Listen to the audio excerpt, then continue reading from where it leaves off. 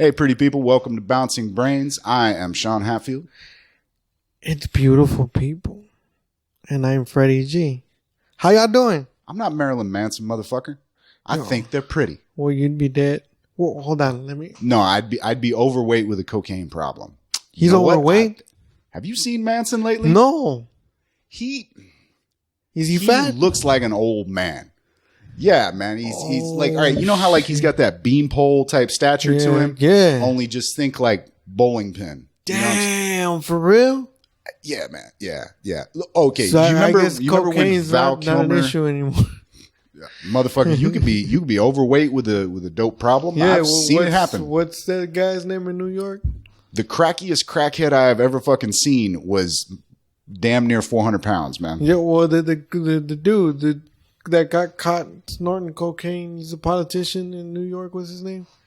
I missed that one. Man. The dude that was making fun of McDonald's or telling people not to feed kids McDonald's because they were fat. And I was like, aren't you like 300 pounds? But then he had a cocaine problem, and I was like, the only one I can think of is that guy from Toronto. His fucking name, bro. The mayor of Toronto was Ford, and he's dead now. Oh, was him? What was his name? I think it was Ford, something Ford. No, it wasn't. It wasn't him. He looked like a Chris Farley type of motherfucker, just like the flimsy blonde hair and just like rah, rah, rah. Name, dude. There was a guy. He's a politician. If I'm not mistaken, he's from New York, and he got caught with like having a cocaine problem, but he's fat. And like that's why every comedian was like cracking on him because they were like, he's the fattest fucking crackhead I've ever fucking seen. I think you might. It might not be the dude. D.O. Hewley had the greatest tagline. He said, that is the fattest fucking crackhead I've ever seen. Since when did cocaine come with fries? Dude, there is a great interview on. I think I asked you if you've ever listened to Ari Shaffir's podcast, the Skeptic Tank. He did an interview with a former heroin addict from Vancouver up in Canada. Yeah. And he was kind of going through, because apparently Vancouver's got like a huge heroin scene. Like they're one of those towns where they've got like a whole like section of the city that's basically like, hey, here's where the junkies are. Like Skid Row in LA?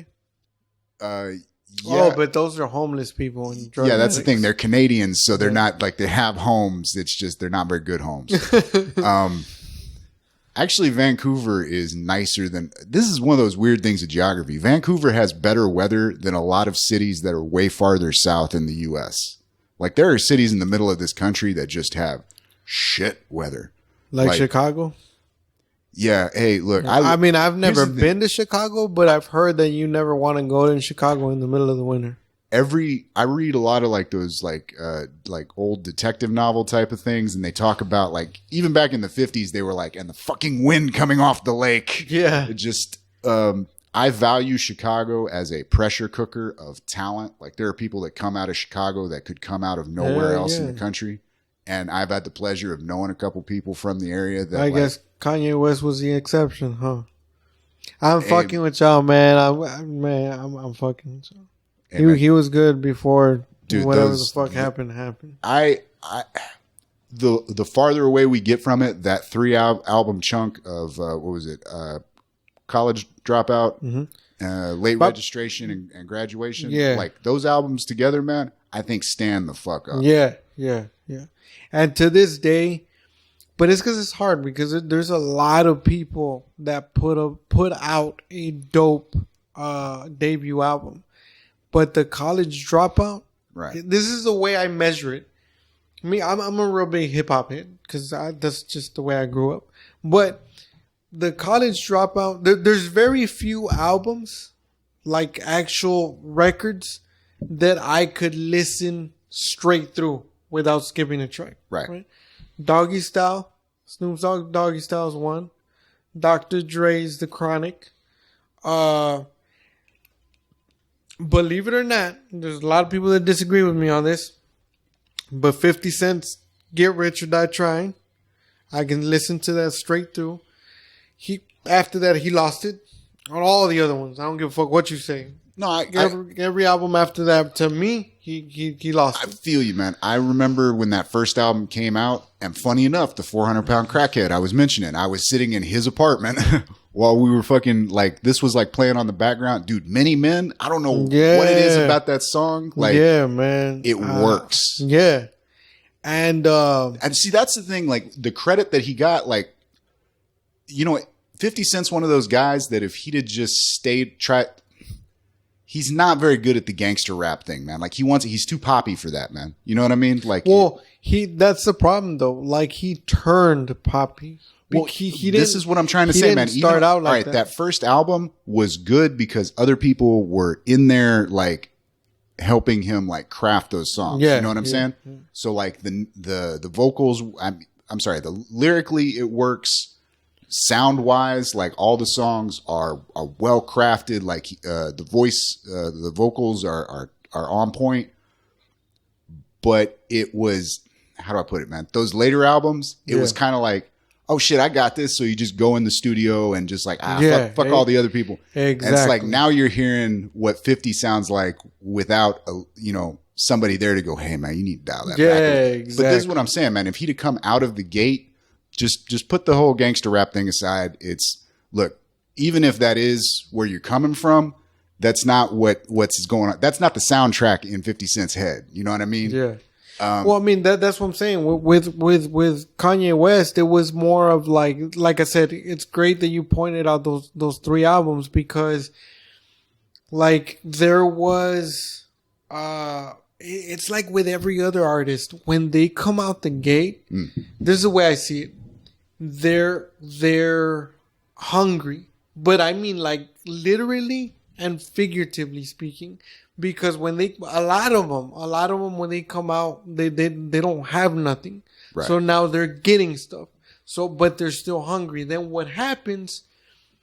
They I don't remember the exact line, and I don't want to butcher it, but Ludacris once said, the problem with an artist is they don't stay hungry. They get full and then that's it. Okay. That's why the albums get soft as their career advances. Okay. And granted, this may not be to everyone's taste, like musically, but if you look into, holy fuck. I can lay out the same example with Johnny Cash. If you listen to the beginning of the Johnny Cash albums, like way back when, but then you compare it to like the ones he made after, what was it, the second retirement when he came back? Because he retired after he dropped the whole born again Christian thing. Yeah. Yeah. You compare those albums and they're still good. I mean, they're still Johnny. I'm not gonna say that, that they're not. But you could tell the difference where it was just different. The sound, the feel, and it wasn't the Johnny that came up. This is actually an opposite example of the whole 50 Cent thing, because like some of my favorite Johnny Cash albums, aside from the classic ones, man, are those last few. I forget what it's called, American Songs or something like that. The ones he did with Rick Rubin. Where it was just him and Rubin in the studio. Yeah. He's doing the covers. He did Hurt. Man's Gonna Come Around. God's Gonna Cut You Down. Yeah. Like, dude, heavy shit. And like, that's what I'm saying. That's the soundtrack in Johnny Cash's head. You know what I mean?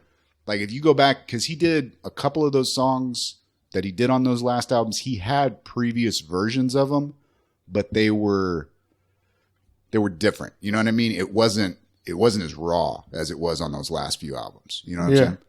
What I was going to say, that's what I was talking about, the hunger. Like, it wasn't. Okay, it's a different hunger though, man, because he was at the end of his life. He knew he was dying. And he had Rubin there, who was like, just kind of, I will say this, man, like Rick Rubin is a weird motherfucker. Like, I've never read like a story about the man. Have you ever? Oh shit. Well, I mean, you can answer the question. It's because it was just going to come out. I was going to say, have you ever met him? No. Well, the reason I say, have you ever met him is because... Are you going to tell this story about running into him at a restaurant again? Yeah. I'm not going to tell the whole fucking story, but I'm just going to point out my point. when you meet, first of all, I didn't meet him. Like, I saw him, and the dude, like, if you see him and you don't know Rick Rubin, like, at the time, I didn't. Correct me. Your buddy had to point him out to you. Yeah. My buddy had a, you know what I'm saying? My friend was like, "Hey man, that's Rick Rubin." And I was like, "Who?" He's like, that's Rick Rubin right there. I was like, "Dude that looks like Jesus?" I mean, cause this dude was like out in a robe and shit, like, you know what I'm saying? Yeah, and he was real cool. Like, what I'm saying is, if you would have seen Rick Rubin in person and you didn't know that's who he was, you wouldn't have given 2 cents for him. He looked, no disrespect to Rick Rubin. If I ever see you again, I love you to death. But this dude looked homeless. Like, it looked like he just stumbled. And it's, I'm not saying he looked dirty. That's not what I'm saying. I'm just saying he looked like somebody just grabbed a robe, put it on him, and I was like, we're going to take a walk down Beverly Hills Boulevard and you know what I'm saying? No, I'm sorry, Rodeo Drive. And yeah, man, because he's so anyway, my point is, even his whole aura, like, that he carries with him, Rick, like, it's different. Like, I've heard him talk in interviews. There's an awesome interview. It's called Conversations with GQ or something like that. And he's talking to Kendrick Lamar. But it's not even an interview. They're having a regular ass conversation like me and you. But that conversation and his mind is like different. It's he's just different. And you could see that in his music, in his production. A lot of people don't know. Some of the greatest albums that, let me backtrack. Not the greatest, but some of the good, very good albums with, like, the ones that he worked with, like the Beatles. Mm-hmm.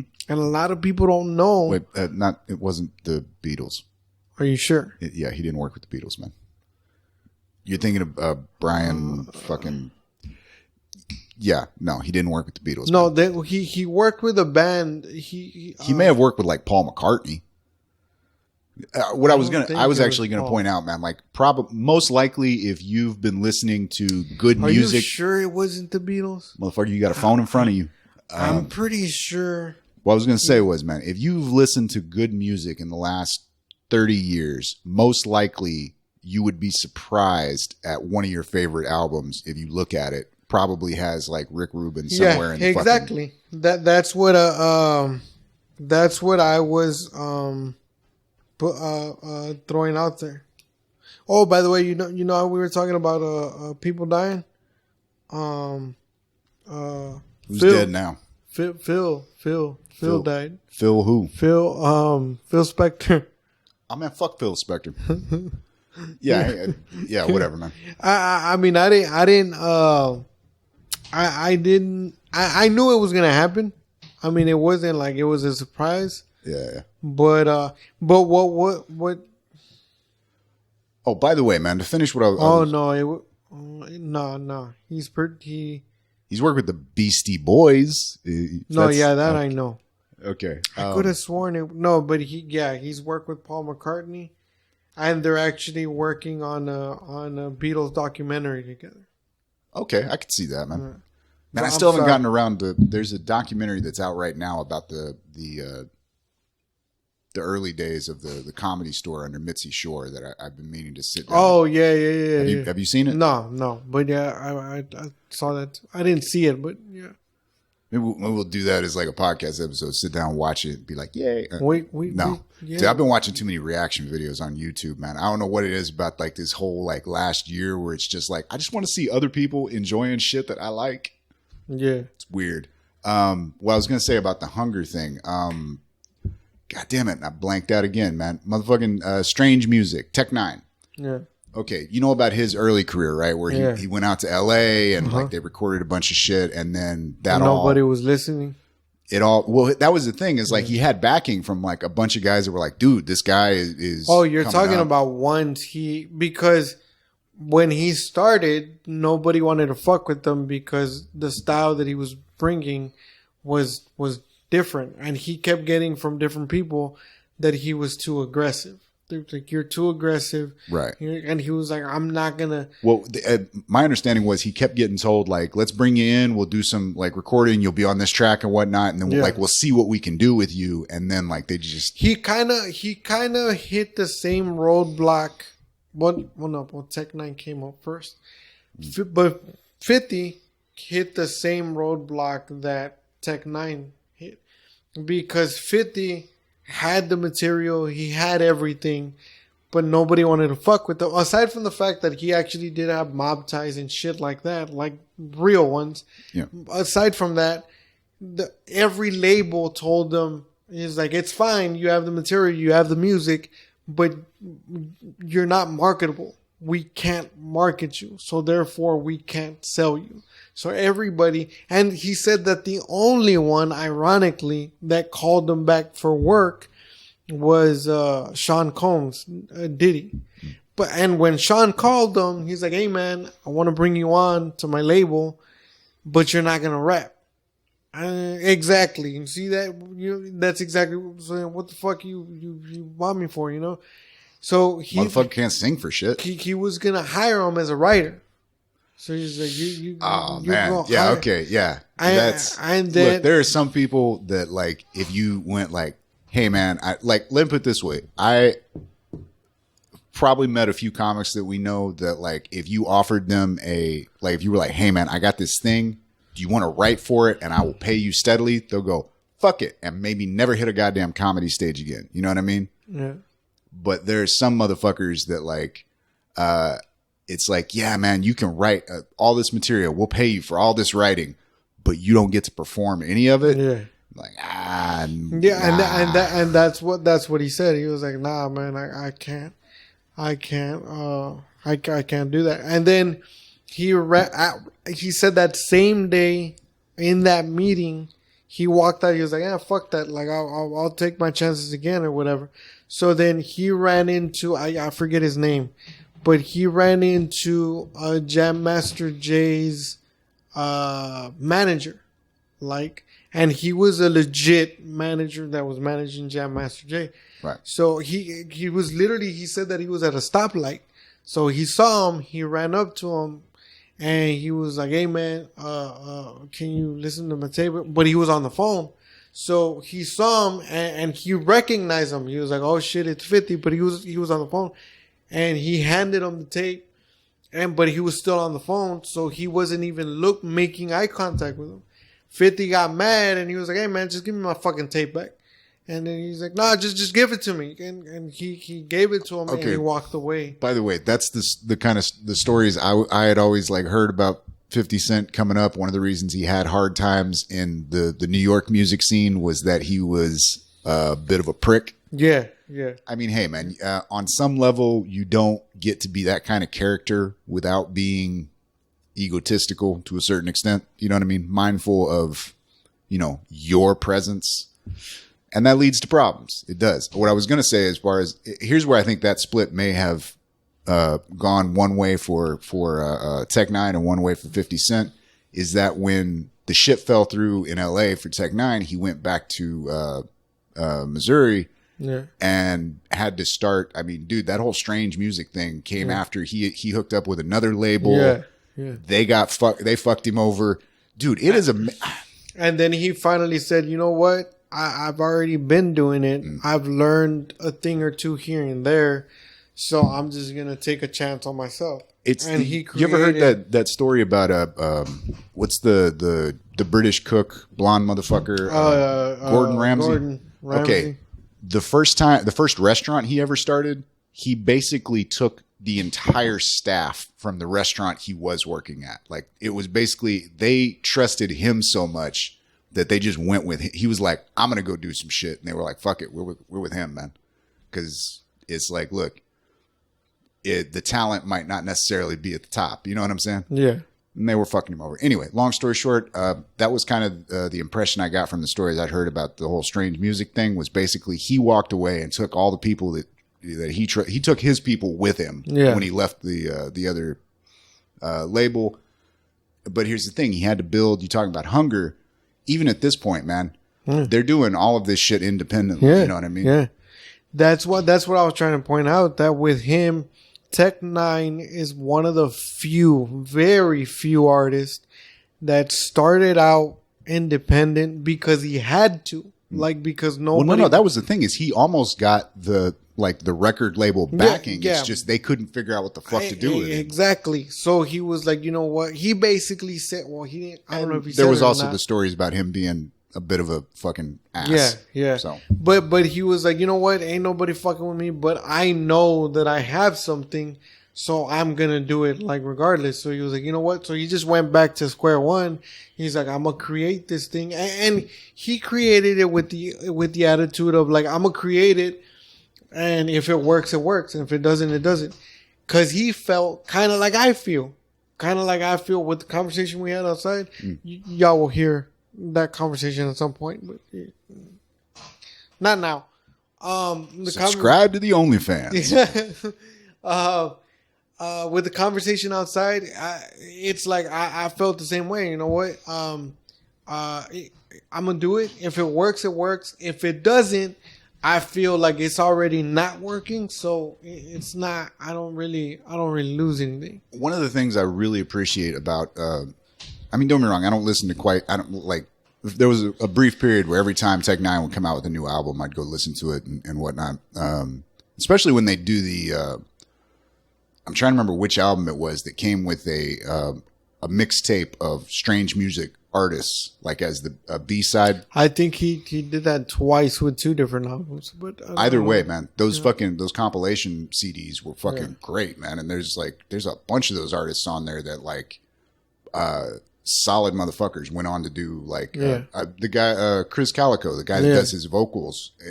His albums, I have a couple of them. My point being is, one of the reasons I really fucking still respect the hell out of that motherfucker. Every time I hear about him, I'm like, I'm gonna go check out, see what he's doing. You know what I mean? I might not go listen to the album necessarily. I might check out a track, but I'm still I like that guy. He figured out how to set that up so that he could bring motherfuckers up. Yeah. He's going out, finding people that are doing good shit, regardless of what it is. Lyricists, fucking vocalists, producers, all that shit. And he's giving them a way in. You know what I mean? It's look, I'm going to show you what the example is. I'm going to bring you in, let you get moving in the system, and then go out and do it. And that's how I feel, man. I feel that's why I get upset when I hear people in the comedy game that they're selfish with the simple fact of information. Yeah. Oh, I don't want to put this out there. I don't want to say this, or I don't want to tell this to this particular person because they may get ahead of me, or they may, you know what I'm saying? Right. And I feel that comedy it's a genre, but I feel that there's enough on the table to go around for any comedy. At this point is like a spice. There's certain spices that Sean likes that I don't like, but it doesn't mean that there's somebody that's not gonna eat it. Well, I think that's where you need to distinguish, man. It's all right, I can understand people being, you don't want to burn material, basically. You know what I mean? It's hey, I don't want to talk about this concept that I'm working on. No, material is different. I'm not talking about. Okay, but that's what I'm saying. A lot of it's understandable when people are like, I don't really want to. I'm working on this thing, but I don't really want to talk about it because I don't want somebody else jumping on it, but I also don't want to do it in a way that's not what I meant. But that's what I'm saying. Motherfuckers that, on the other hand, are not. They don't even want to have a conversation about, hey man, how do you approach a booker? Which I've seen. I've seen that conversation go sideways. That's exactly what I'm talking about. I'm talking about more like the growth and the business side of it. They want to gatekeep. They're not just withholding like, you know, hey man, how do you write? Hey, you're gonna have to figure it out for yourself. Exactly. No, but this is what I'm saying. If a motherfucker tells me that, if I'm like, first of all, I'm not gonna ask that question. It's like walking up to a veteran and be like, hey man, you ever shot at somebody? Like sometimes, you know, have to do you right sometimes. But yeah, I understand if a motherfucker's like, I don't really want to talk about how I do my thing. But when it comes to the practice of like the business, you know what I mean? Because there are things that you have to. But that's what I'm saying. I even feel different about that. Like like I said, man, I'm different. Like even if I'm not saying that you're gonna do it, but anybody. Don't you ask about my writing process? Even like anybody that were to come and ask me and tell me, hey man, even if they were to ask me, hey man, how do you write a joke? But as long as I saw that that question was what's the word? Honest, like that they were being serious about and not just trying to be sarcastically an asshole about it, I don't mind telling. Dude, what kind of people are you hanging out with, man? Hey man, tell me how you do that thing that you love. I believe it. Who the fuck's coming at you like that? Like not somebody, but the type of people that have asked me that, I've literally been asked the question, how do you write a joke? Like that. At one time it was after a show. So I was chopping it up with somebody and they were like, oh, you're funny. Oh, why was it? And I said, how did you start? So it went from there. How did you start? I gave them my story. And then they told me that, now keep in mind, this person was not a comedian, never been on stage or whatever. And they were like, how long you been doing it? Whatever. Right. So then they said, how do you write a joke? That's exactly the way they asked. So before I answered it, I asked them a question.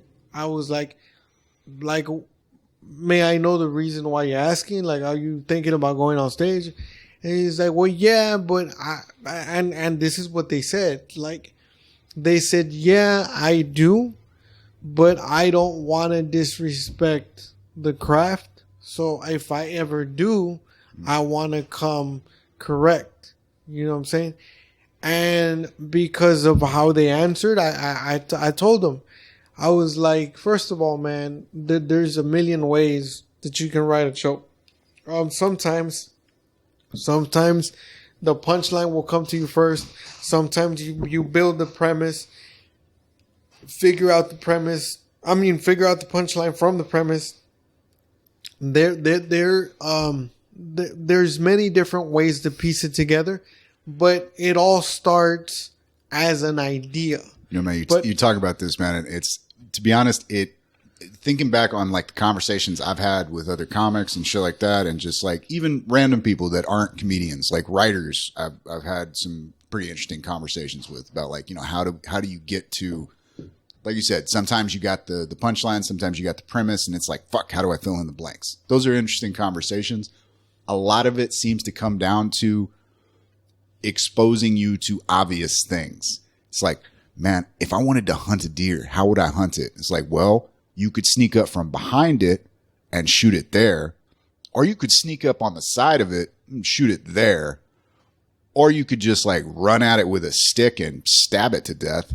Basically, what you want to do is make sure the deer is dead. You know what I'm saying? Yeah. Like we can come at it from all of these different angles. That was going to be my closing statement to what I'm saying. Okay. The piece of advice, or at least I feel the best piece of advice that I gave him is the piece of advice that I give everybody that asks me even a similar question, which goes back to the bigger picture that we're talking about. I told him, look, man, if you really want to do it, you literally need to just get up there. And I pointed at the mic that was there and I was like, you literally need to get up there and do it. Now, don't make the mistake of just going up there and doing it.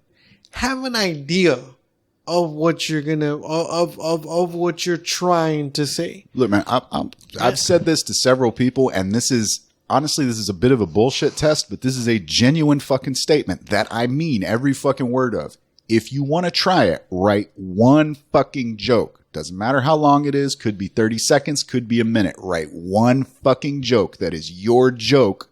Go up there, tell that joke, say thank you, good night, and get your ass the fuck off the stage.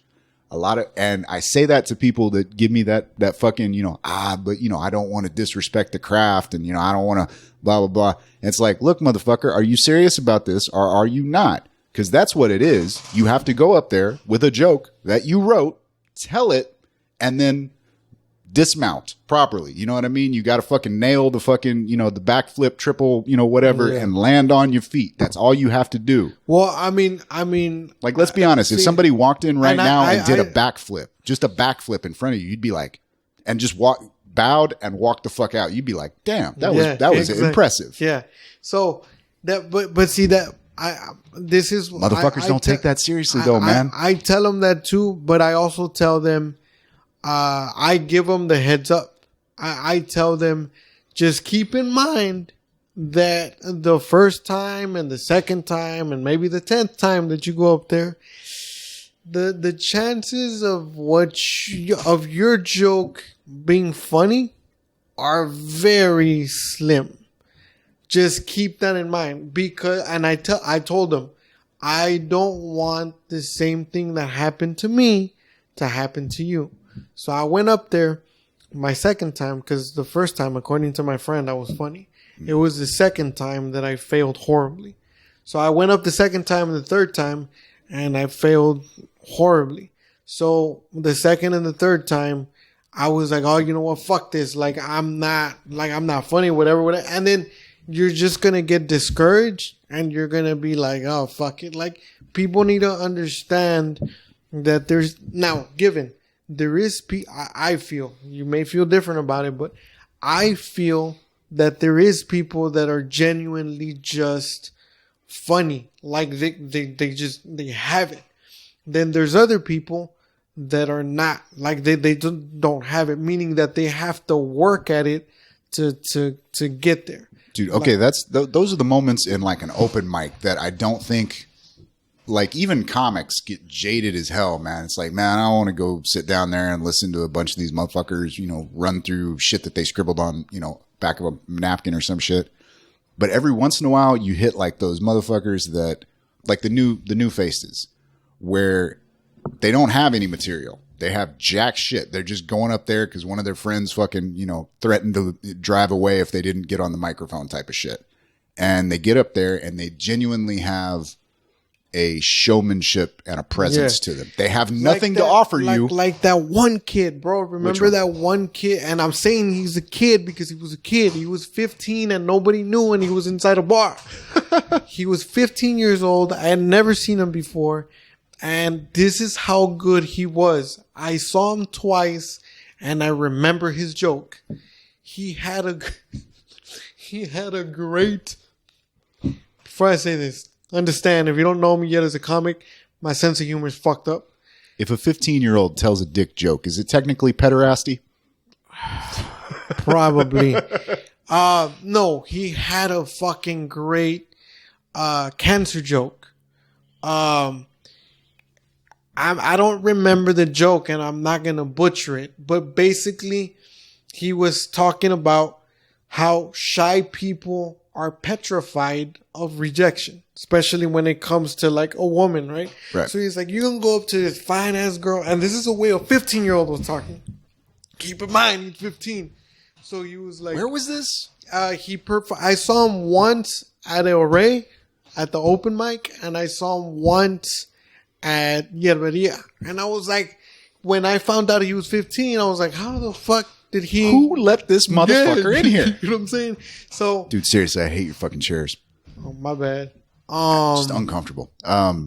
So he was like, yeah, when you're trying to, hit on this fine girl and she's fine and everything, but you feel that you have no chance.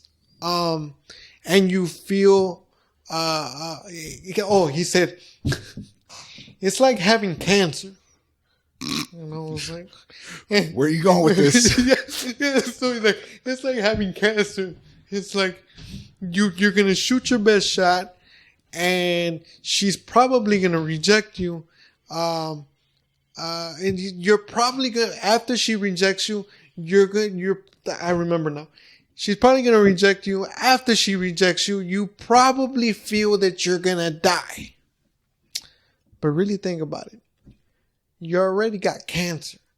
So it's something like that. It was a play on like hitting on that and then having cancer. Okay, this goes to the what I was going to say was, man, every once in a while you find those people who have no material, but they're just great on stage and they're just fun to watch. And occasionally you run across these motherfuckers that have fucking material. That's You're what like, I'm saying. Where, like, how did you write this in a fucking bubble? You've never performed this on stage. Where the fuck did you come from? That's exactly what I was going to tell you, bro. Like that joke, because he had other jokes. He did have other jokes. But that joke was so impactful to me because, again, I'm a writer. I know what it takes to get there. Like, you could tell that joke, he had to sit down and think about it and write it and figure out how to... Nobody's going to walk up there and think of that joke and, oh, cancer and this... When he said, I was in the back of the mic at Array, and as soon as he said it's like having cancer, I just blew up fucking laughing because I knew where the fuck he was going with it. And I was like, that kid has, and so I went up to him after the mic and I was like, bro, like and I asked him, I was like, how long you been trying to do comedy? And he was like, he's like, just 2 weeks. And I was like, really? He's like, yeah, I've only performed 4 times. And I was like, bro, dude. And then I asked him, I was like, how old are you? He's like, I'm 15. He's like, but don't tell nobody because they might kick me out. And I was like, damn, bro, like, and I told him, I was like, do you know who Dave Chappelle is? He's like, yeah, of course. And I was like, bro, Dave started it at your age. You're going somewhere. Keep at it, dude. And I told him, I remember telling him that cancer joke, bro. You got me with it. It's great. But anyway, that comes to show that when you, like I've told that other gentleman. Now, the conversation that I was having with that gentleman, I remember that gentleman too. He was an older gentleman. He was like in his 40s or some shit. And just like I told him, bro, you're never gonna know if you're funny unless you get up and do it. I was like, you need to get up and like do it. You just need to do it. There's no other way around it. I can tell you you're funny, or I can tell you you're not funny, but I can't tell you that, and you won't know until you get up there and try it. It's almost, I'm not going to say it's not, there's not a bit of like, let's say, sadness to it. By the way, if you're not watching the video on this, beautiful. Freddy finishes the sentence and then immediately checks his phone. He's like, I'm done talking. Fuck this guy. But the you can see, I've seen it happen, man, where somebody gets up there and they're halfway through saying the thing that they plan to say and they just go, oh man, this ain't working at all. You just read my mind, dude. Well, I'll let you finish the thought because I'm going to say something to that. And the funny thing is, I've seen that split second, not the way, all right, if somebody's never done it before and that's like the first bomb, you know what I mean? But it's like, not like a bomb, like, oh shit, this one isn't working, when they're like, oh shit, I'm not working. Yeah. And it's almost the same thing, like a flash you can see on a comic's face, like when they're trying new material and it's not, and they just go, ah, fuck. And the difference between the two is you can watch the comic go, ah, fuck. Okay, next joke. You know what I mean? They just reload and get right back in there. Okay, so you hit it. You hit the nail on the head. That's what I was going to say. because I've seen it. But referring to the two people you're talking to, not I don't know who you're talking, but I'm saying as an example, there's two different types of want to be comics. You know what I'm saying? The one that I don't respect is the one that goes through the joke. I don't care, bro. You just started. I'm fine with that. I mean, like I'm saying, you just started comedy. I'm fine with that. The one that goes through the joke and realizes it, whether it's in the middle of the joke or in the middle of the set, that they're not funny. That's you. That they're not funny. And they decide to pull the bitch move and tap out. I've seen it happening. I was hosting a mic and this dude was doing a joke about being a dad, which is fine. And I was standing right in front, bro, right? And I was listening to him. Now, keep in mind, me and another guy were probably the only ones that were listening to him because everybody else was talking to themselves, shit like that. Right. But I was listening to him. So then he was doing his joke or whatever. And in the middle of the joke, he turned around and he looked at me and he literally did this. He's like, I'm tapping out, bro. Nobody paying attention. That's what I couldn't say it because I was hosting. Yeah. But that's what pissed me off. I don't give a shit if you're bombing. Like, dude, like part of you wants to give him a hug and the other part of you wants to go, don't you ever fucking come to my mic again. No. That's not even. I'm saying though, like I've been in that scenario where you go, what the fuck was finish the goddamn. Yeah. Am I not making eye contact with you? Am I nothing to you? Am I not? That's exactly. I was like, am I not like an audience member here? You know what I'm saying? So he like tapped out. So don't ever do that. I've bombed before. I've bombed horribly before. Something about, but it's because with me, it was a decision that I made way back when I started doing comedy. I always said to myself, on my darkest nights, when I have the biggest when I have the biggest bombs, I am not fucking walking off that stage without finishing my set. Laugh or not, motherfuckers. If I got 5 minutes, you're gonna suffer through these 5 minutes with me, whether you like it or not. Unless you turn off the mic, which they did that to me once. Dicks.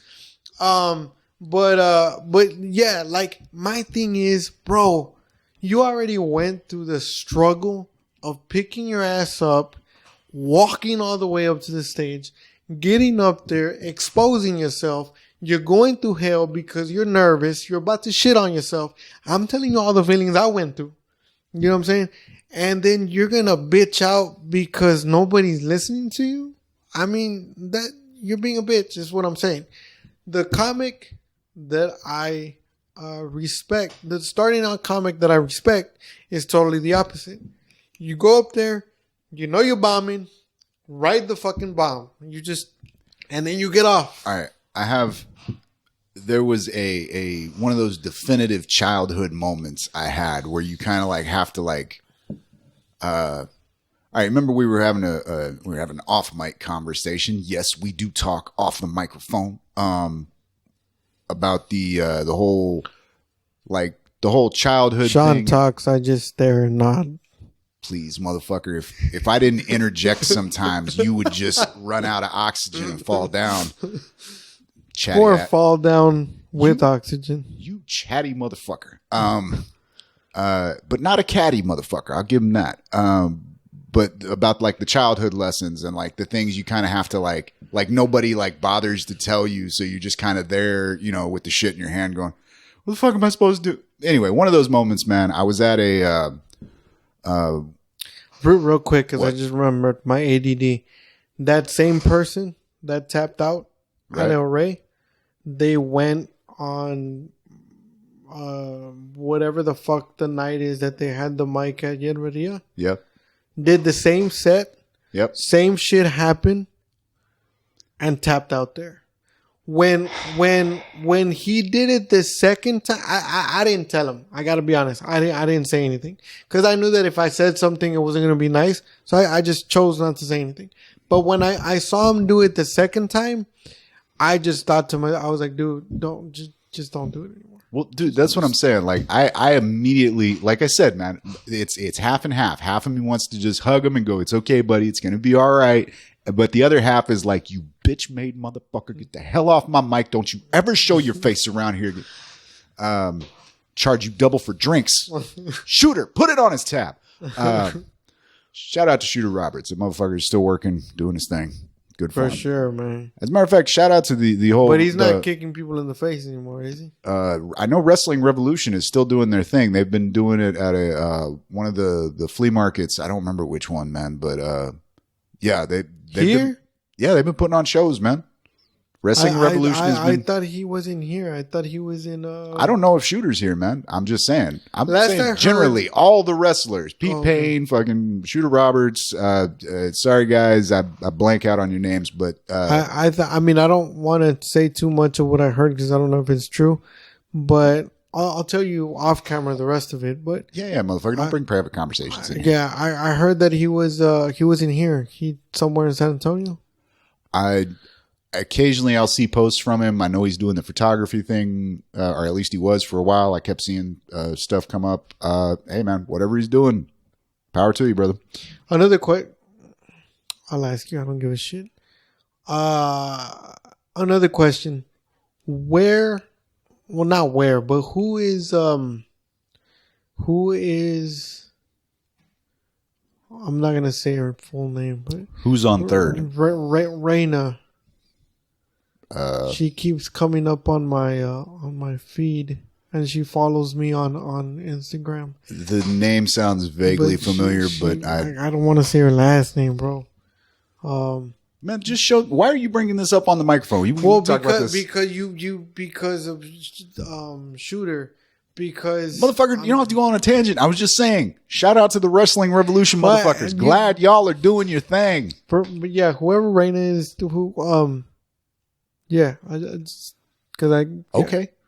threw me the fuck off. She's sending you naked pictures? What the fuck? No, she's not. But I'm saying because it's her and Shooter and our lovely Bridget. And so I was like, okay, I'm not saying they're related, but I was like, okay, it's probably the same friend circle. So I was just trying to figure out who it was. Cause she sent, I remember now, because she sent me a message, something about promoting her business. So I was like, okay, I don't have a problem, but I at least want to know. Don't know who the fuck you are. Yeah, I was like, I want to know who the fuck I'm promoting. You know what I'm saying? Yeah. And it wasn't, the message didn't say, hey, I got a business, promote it. But she was just saying, hey, I got my little local thing going on. And I wanted to do the favor and be like, oh, small business. You know what I'm saying? But then I'm like, who the fuck is this? You know what I'm saying? And then I checked the profile and I was like, okay, it's somebody local. So I'm hoping. You didn't recognize the picture or what? No, that's what I'm saying. Okay, well. No, that's what. I don't know what to tell you, man. Shit, how did we get off on this tangent? Shooter. Blame it on Shooter. Oh, yeah. Damn it, Shooter. Motherfuckers bitching out at the mics, man. Yeah. They're like, look, this goes back to what I'm saying, man. If you go up there, don't be wrong. However long you're going to do that. 30 seconds. I mean, don't give me 20 minutes. Of No. Horrible obviously, shitty, man. I mean, not unless your name is Bill Burr, I would allow you to do it. If the host gives you the light, you might as well beat yourself with the microphone because that's what they want to do to you. I just want to let you know that. But goddamn, that whole fucking, I'm good. Yeah, no, fuck you. I'm not. You know what? If you're not even gonna, decide if you're okay. If you're not going to treat me, but if you're not going to treat me like an audience member, like you said, if I am as the host, I'm sitting there watching you dance, monkey dance. Yeah. But at the second, like, look, if I'm not the audience, then talk to the audience, motherfuckers. Tell them thank you and good night. Yeah. My name is Fuckface. I promise never to do this again. I don't care what the fuck you say, but fucking nail the don't fall off the goddamn board. Just nail the dismount, motherfucker. All right. I was going to say it was, man. I remember very clearly as a kid, I got to do this obstacle course thing where it was like a rock climbing type of thing. You're hooked into the harness. I knew you were special ed. I knew it. Fucking knew it. I got hit in the head a lot. Let me put it this way. Between the two of us, I probably needed a helmet more. But probably. Like anytime you've been listening to this podcast and you just hear me go silent for like 5 seconds or so, that's just the brain going, I'm missing bits. But okay, I got to do this YMCA thing. My aunt hooked me up. Anyway, we were up in this like out in the woods type of thing. This was out near San Antonio, so it's in the hills, pine Girl trees. Scouts. Gotcha. Unfortunately, no, there were no there were no cookies nor short skirts involved. It was just a bunch of fucking greasy kids, and it was a YMCA camp. So a lot of these kids had been caught with like a satanic Bible or something, and their parents. Look, man, these little emo fuckers, black fingernail polish. There were some. Look, there were problems. I understand. God damn it! Don't send your kids to camp thinking that they're going to fix them. They were out of work actors as counselors that really just wanted us to go to sleep so they could go smoke some weed behind the fucking staff tent. It was a weird fucking thing. Anyway, I'm saying we're doing this rock climbing type of thing. It's not rock climbing. It's have you ever done the climbing gear thing with the harness and the belay rope and all that shit? Because I wanted to, but I did that shit at the. What, like are you just physical therapy type of thing? No, you're talking about just like putting on a harness. The only time I wore a harness is when I was at the refineries. Oh yeah, okay, I get you on that. But not I know what you're talking about though. But I've never done the rock. You mean like a safety harness and all that? Okay, it's like that. You've got the carabiners and all that shit. But you're actually having to like climb up. There's like a post and it's got like handholds on it. You got to climb up the post and then they hook you up to another rope and you go across like a tightrope type thing. Like a zip line? That's how it ends, is with a fucking zip line. Oh, fuck it was, look, man, this was, I don't know why the hell people built this and then tried to put like 10-year-olds on it, but they did. Long story short, I got about 80% of the way up this like 25-foot like post and then remembered that I was scared of heights. And just froze the fuck up. Like I just locked up. I was just like, y'all just gonna have to leave my ass here. I can totally picture you fucking. I'm not doing it. I'm not. Okay, well here was the thing, man. Because like the fucked up part was they kept giving me instructions from the ground, and like I said, I got about 80% up, and then they like yelled something to me because they were trying to tell me how to go to the next step. Only I'm a kid, so like I turn around to look at him and I realize how high off the ground I am. Yeah. And I'm a fat little dumpy fucker, so if I fall, this shit's gonna hurt. You know what I mean? I'm not gonna tuck and roll. I'm gonna fucking splat and go ouch. So I'm stuck like fucking like 19 feet up in the air on this fucking thing. And they're like, you gotta climb back down, blah, blah, all this. And finally, like one of the instructors had to climb up and get my ass. And it's like, he's having to I'm watching him put the gear on and like start to like climb the thing up, real slowly because he didn't want to fucking, and he's trying to help me down all this shit. And I remember being mad at him and me as he was climbing up the post going like, motherfucker, I don't need your help. And it was like, bitch, you kind of need somebody to get your ass off this post. You either need somebody to get your ass off this post or you need to stop being a little fucking bitch and climb the rest of this goddamn. It was a definitive moment for me where I was like, at the end of it, I just went, fuck, man. Like, figure out your life. You know what I mean? It was one of those moments of like, yeah, man, this is like either you shouldn't have ever climbed up that thing in the first place or you should have just swallowed the bullet. I completely understand what you're saying because when I started doing comedy, I went through the same feeling, but it was instant. For me, you were saying you're afraid of heights. I repeat for people that have been watching this fucking podcast. I was going to say it's not a joke, but it's a joke, but the joke is real. I legitimately have stage fright. It's horrifying. And I always wanted to be a comedian. Everybody, or whoever watched this before knows its story about HBO, Richard Pryor and shit when I was 8 years old. I always wanted to be a comedian. That intrigued me ever since I saw Pryor on TV on stage. The biggest thing that stopped me from even trying it for years was my stage fright. I was like, I just can't do it. The thought of me standing on a stage and people just looking at me. They didn't have to do anything. Just them looking, the simple act of them looking at me. You don't understand, people. It horrified the shit out of me. And people that don't have that fear will never understand, because in their mind, they're like, bro, they're just looking at you. They're supposed to look at you. It's not like they pointing a gun. And I'm like, might as well them point a gun at me, because I'm horrified. So for a long time, and I was about to lie, because to this day, I still have every single time I have stage fright. I will say this, man. I know a couple of performers, not just comics, but like performers that need that pre-set ritual. Yeah. And you're probably one of I'm going to go out full out and say, like, you are the most, like, you need a pre-set structure. Yeah. Like, I've seen your ass just get a little bit twitchy because, like, shit got a little bit hectic before you were supposed to go on. Yeah. And it's and I felt weird about it. Being a performer, I felt weird about, because I used to question myself. Okay, I love to do this, but maybe I shouldn't, because I have stage fright. Maybe being a performer is not my thing.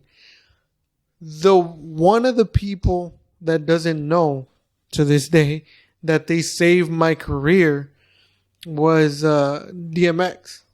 When I heard Rudolph the Red-Nosed Reindeer, I know, man, that shit fucking bumps, man. Hell yeah, it does. But when I heard DMX talk about and explain that he has the exact same fear, I was like, and this dude is a multi-platinum selling artist, and he was able to, he deals with it somehow, right? Right. Quick update, everybody.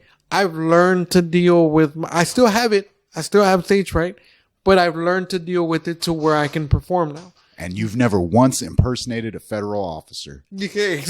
Anyway, we're on the first hour right now. Let's go ahead and take a break. We'll be right back. All right, for sure. I want to think that it wasn't real, but there was a lady. There was a lady that she started a relationship with a wolf. And you want to talk about this on, like, we're recording already. I mean, we can. I'm all right, let's just open up with this. She's all right. not. So there, I was telling. Let me I got to do the timing. Oh shit, my bad. This is what happens when you're not a fucking engineer.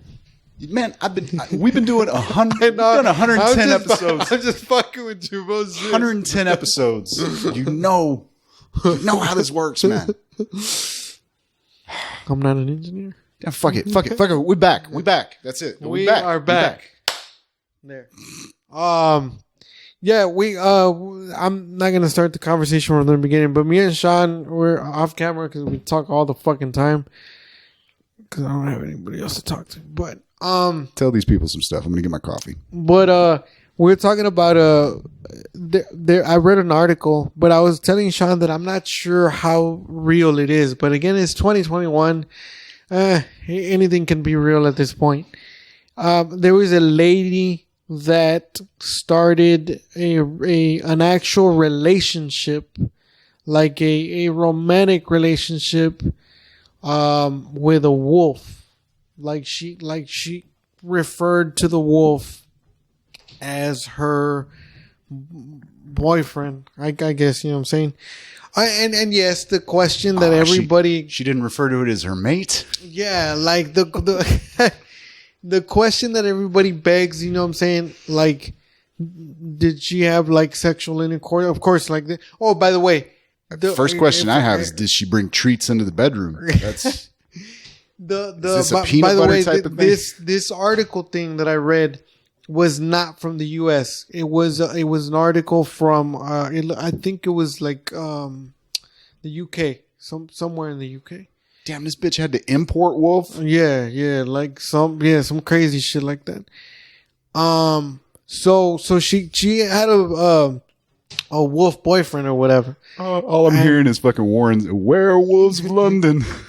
So then she said, from what I remember from the article, because this was like 2 or 3 days ago, she started the relationship with the article or whatever, but her mentality, her argument to defend this or whatever was that she had read somewhere that she was trying to get in touch with her inner spiritual self, right? So she read that the okay, just one question. Dreadlocks? No. Okay, but she's trying to figure out how far out on the spectrum. But she did have long blonde hair, and she was a white lady. Baggy clothes, a lot of purple and teal. No, okay. but baggy clothes. Beads? Any beads? No. Okay, not from the pictures I saw.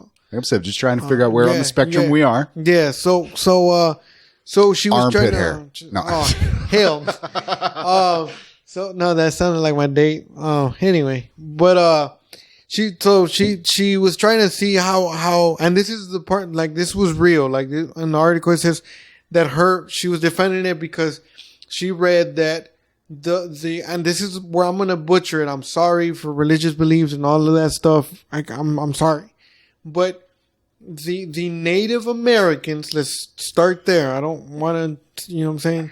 The Native American people, she had read something that they use wolves to, like, connect with spirits and so on and so forth. So this bitch took, like, that shit, I'm guessing, because I'm not Native American, but I feel she took it, like, way, you know what I'm saying? So she got this wolf. In my mind, it's probably a Canadian wolf, so this would be the First Nations, not actually Native. I'm just saying, there's a distinction. First Nations. So she had this wolf or whatever, and she started a romantic relationship with this wolf. So then she actually got in contact with, like, a chief. That's what the article said, like the chief of a tribe, of a Native American tribe or whatever. And she started, like, supposedly getting more insight on, like, their beliefs and spirituality. And the dude, like, took her in, like, as a like, okay, like, I'll teach you. But now keep in mind, it says that the guy didn't know nothing about, like, wolves or whatever, but the guy, like, started to reiterate that we have this spiritual connection with wolves and started explaining everything. But then it says that the guy got really uncomfortable when she actually started to relate what she would do with the wolf. Now, this is what I want to put into perspective. Okay, she was already fucking the wolf before she went and talked to this dude. Yes. Okay. So she was just looking for justification. She was like, I'm already in. That's what I just need to figure out how to explain this to people. Exactly. So that's what I got out of the, you know what I'm saying? Mm-hmm. So then, but the guy, when she was telling the Native American gentleman, he didn't know yet that she was having this relationship with the wolf, right? So then he's explaining shit, spirituals and blah, blah, blah, explaining that whole shit.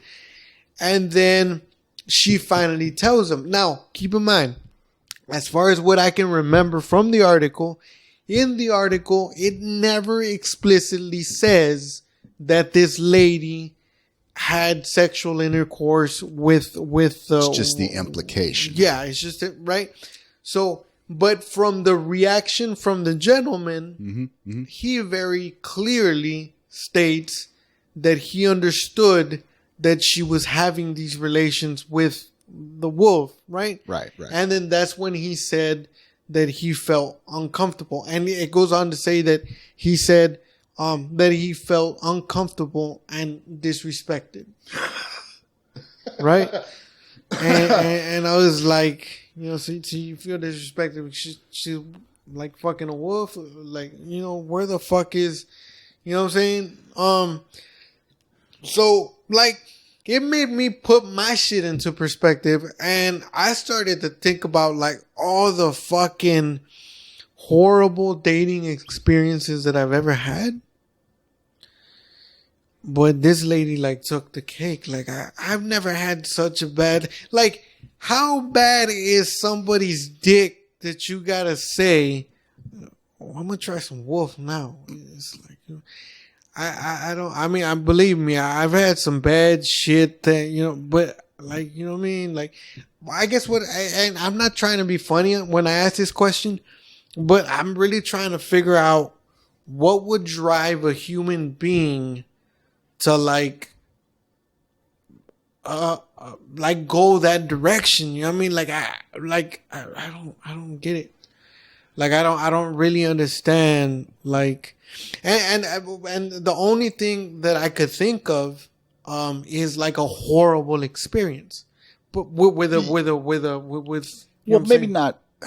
maybe not necessarily a horrible experience, but definitely that's the thing. Something, like there was an imprinting somewhere along the line. But that's the thing, like, I don't understand. Like, again, I've had horrible fucking experiences with like women, and I've had horrible experience sexually, and of course, I've had horrible experiences, like, you know, relationship wise.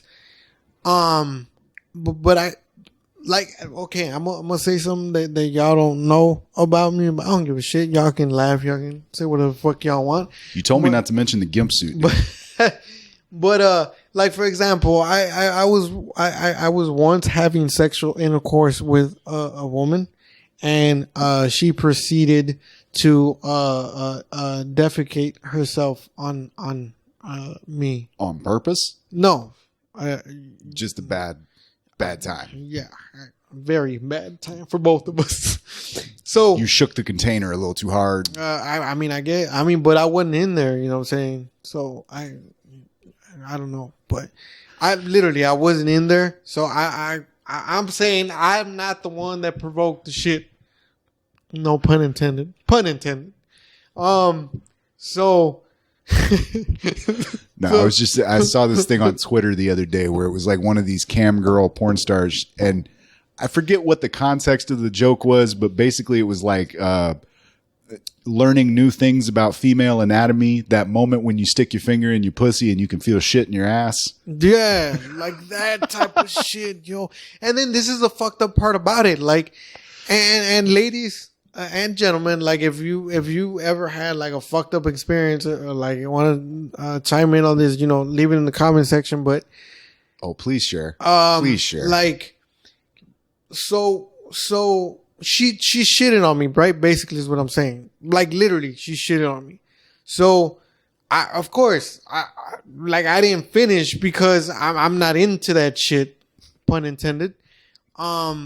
So I didn't finish. So I was like, yo. Now I get it. It feels warm at first and then it starts getting cold and you're like, eh. No, it's just the smell after a while. Shit. It's like, you know what I'm saying? Like, what the fuck? You know? So then I back up and I was like, you know what? This is shit. Like, this really. And I hadn't like looked down yet, but I knew that this was shit, you know? And I looked down and I was like, yeah, this yeah. So I backed up. I got up off the bed. Wait, your bed or hers? Her bed. Oh, her fucking bed. Fortunately. Yeah. So then I was like, hey. Bitch, you owe me a mattress. So I was like, hey, you know what I'm saying? Can I use your restroom? And she was like, yeah, fine. So. Because you've already used your bed. Yeah, pretty much. Exactly. So I go to the restroom. I'm not gonna lie to you. I've turned on the shower. One of my fucking shower. She wouldn't push the. Cried a little bit. I understand. Yeah, so exactly. So I rinsed off and everything. Used her fucking loofah. So I come back out and everything. This is what pissed me off. So I come back out. First of all, she's got her clothes back on. First question is, bitch, you didn't even bother to like clean you learned all kinds of things about this woman in a matter of minutes. Exactly. Things that might have taken you like a whole relationship to figure out, just bam. And I got the shortcut. And I got the shit end of a stick, pun intended. So then, so like she put her clothes back on, whatever. And then after that, I look at her, she looks at me.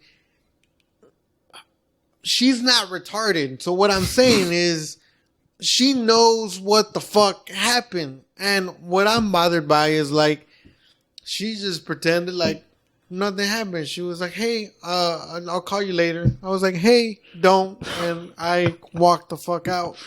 You know what I'm saying? And so, yeah. So anyway, I've had that experience. And never once did I think about fucking a wolf. I don't, you know what I'm saying? Has anybody ever like shitted on y'all? Just, well, look, the only one that been shitted on? Let's put it this way. First of all, it's a fetish thing right off the bat. Like just not even. No, I don't. No. That's what I'm saying. Like, look, let me put it this way. If you even had like a minor bit of like ficophiliac, inclination and like a woman shit on you, you might be like, you know what? I wasn't expecting this, but I'm into this. Oh, hell but no. That's the thing. That's what I'm saying. Like if you were just in the room with some wolf that was in heat and you like even had an inclination, you might be like, I might, but you don't. So you'd be like, damn, I wish this smelly dog would get the hell away from me. Yeah, but no, but this is like, what I'm saying though. There has to be like, look, if somebody, it's still not answering my question though. Like, all right, we were having a conversation. We were having a conversation a while back about child play type of shit and like the whole baby fetish thing. Oh yeah, in the bedroom. I was like, Sean, I've never talked to you about anything child. We ain't even talked about horror movies, son. You leave Chucky out of this. But yeah, man, that whole baby fetish nonsense, you know. You fucking, yeah, fuck me, daddy. Ugh. Yeah. Bitch, I ain't your daddy, and you deal that shit with him. Don't bring me into this. Yeah. No, don't bring him into this. Yeah, the closet door opens. He's like, I thought you'd never ask. You're like, It's a whole different horror. Yeah. But this is what I'm saying, man. Like, it's like, I don't even have that inclination. So like that kind of shit sets me off when it happens. Like it just, there's a revulsion, a disgust factor. I don't mean like, you know, people do what they do. You do what you're going to do. But I'm just saying like in the moment, like you learn some shit about yourself where you're like, oh, I am really not fucking into this. Yeah. I'm saying like, definitely you have to climb a fetish ladder to get to the point where you're like, I'm going to fuck a wolf and then I'm going to go consultate with a Native American just to get a reason why this might not be a fucked up thing. Like you have to go through some steps. Yeah, but that's what I'm saying. But there was like I'm saying, all of this starts with some child having a weird experience and they're like, that thought is just stuck in their head now. Yeah. So I'm saying that's like, crazy, look, bro. she had a really friendly dog when she was in junior high. I don't know. Maybe her boyfriend was shitty. Maybe their parents were going through a divorce. Something happened. She was imprinted somehow. Like I also didn't know, and I'm not going to go into detail about that, but I also didn't know that there is men. I'm not one of them, luckily. And if you're into that, I mean, I never accused you of being a man, Freddy. But there is men that it's a thing where men actually like getting peanut butter because dogs like peanut butter. This is the quintessential joke. And they like having peanut butter licked off their balls by a dog. Not even by like a human. See, I've contemplated the idea of like having a woman do it. And I'm still like, nah, because it's peanut butter. It's too close to shit. But it was always a woman. But the fact that I never put this together. Look, you ever had a woman like really just go to town on your nuts? Yeah. Okay, that's what I'm saying. It tickles, right? Yeah, dude. I'm not. Well, after a while, but after a while. Okay, well, I'll put this out there. I got sensitive nuts. Yep. All right. You know when you you know when like a dog rolls over and you pet it on the belly and it starts getting that leg shake. That's what happened, dude. Yes. The first time a chick just went to almost fucking karate kicked her. Dude, she stopped. She was like, "Are you okay?" I was like, "I am having the time of my motherfucking life." Look, I'm not good because that's the thing. Is like, how do you have that conversation of like, all right, I remember hearing this quote, and I don't remember who to attribute it to, but it's like, you should never do anything sexually with someone that you're not willing to have a conversation about. But think about it, because you don't want to have that awkward shit in the middle of it. It's like, neither one of us really thought this through. Yeah. You know what I'm saying? But like, there's no, like, I've never even properly formulated the sentence. I mean, aside from the obvious, like, hey, would you please nuzzle my nuts? That's about the simplest you can get. But it's still a bit of a... That happened to me about you saying, don't do something that you're not willing to have a conversation. Right. First of all, I didn't do it on purpose, and I can say it.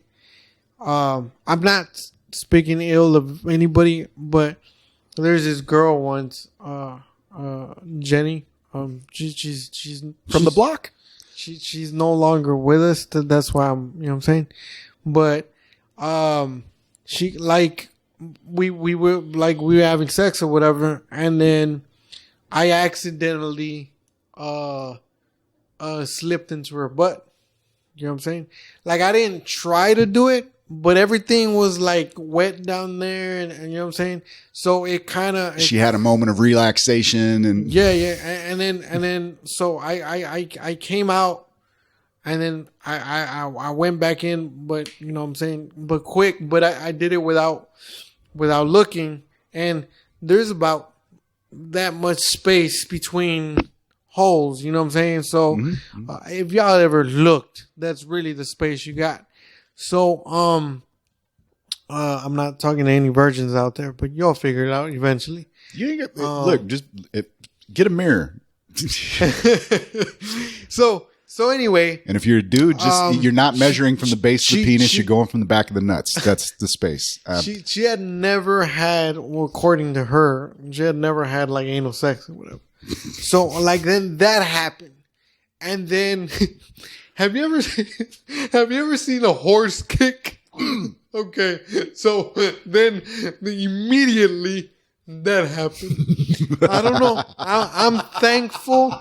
I am thankful that I accidentally leaned to the side because I was gonna fall. If I had not leaned to the side, it would have been kicked straight for the nut. You know what I'm saying? So, but she didn't even do it on purpose, bro. You know how you saying with your leg? Yeah. Like as soon as that shit went in, it was like automatic, just you know what I'm saying, like a fucking like horse kick. And I was like, you know what, man, that's pretty.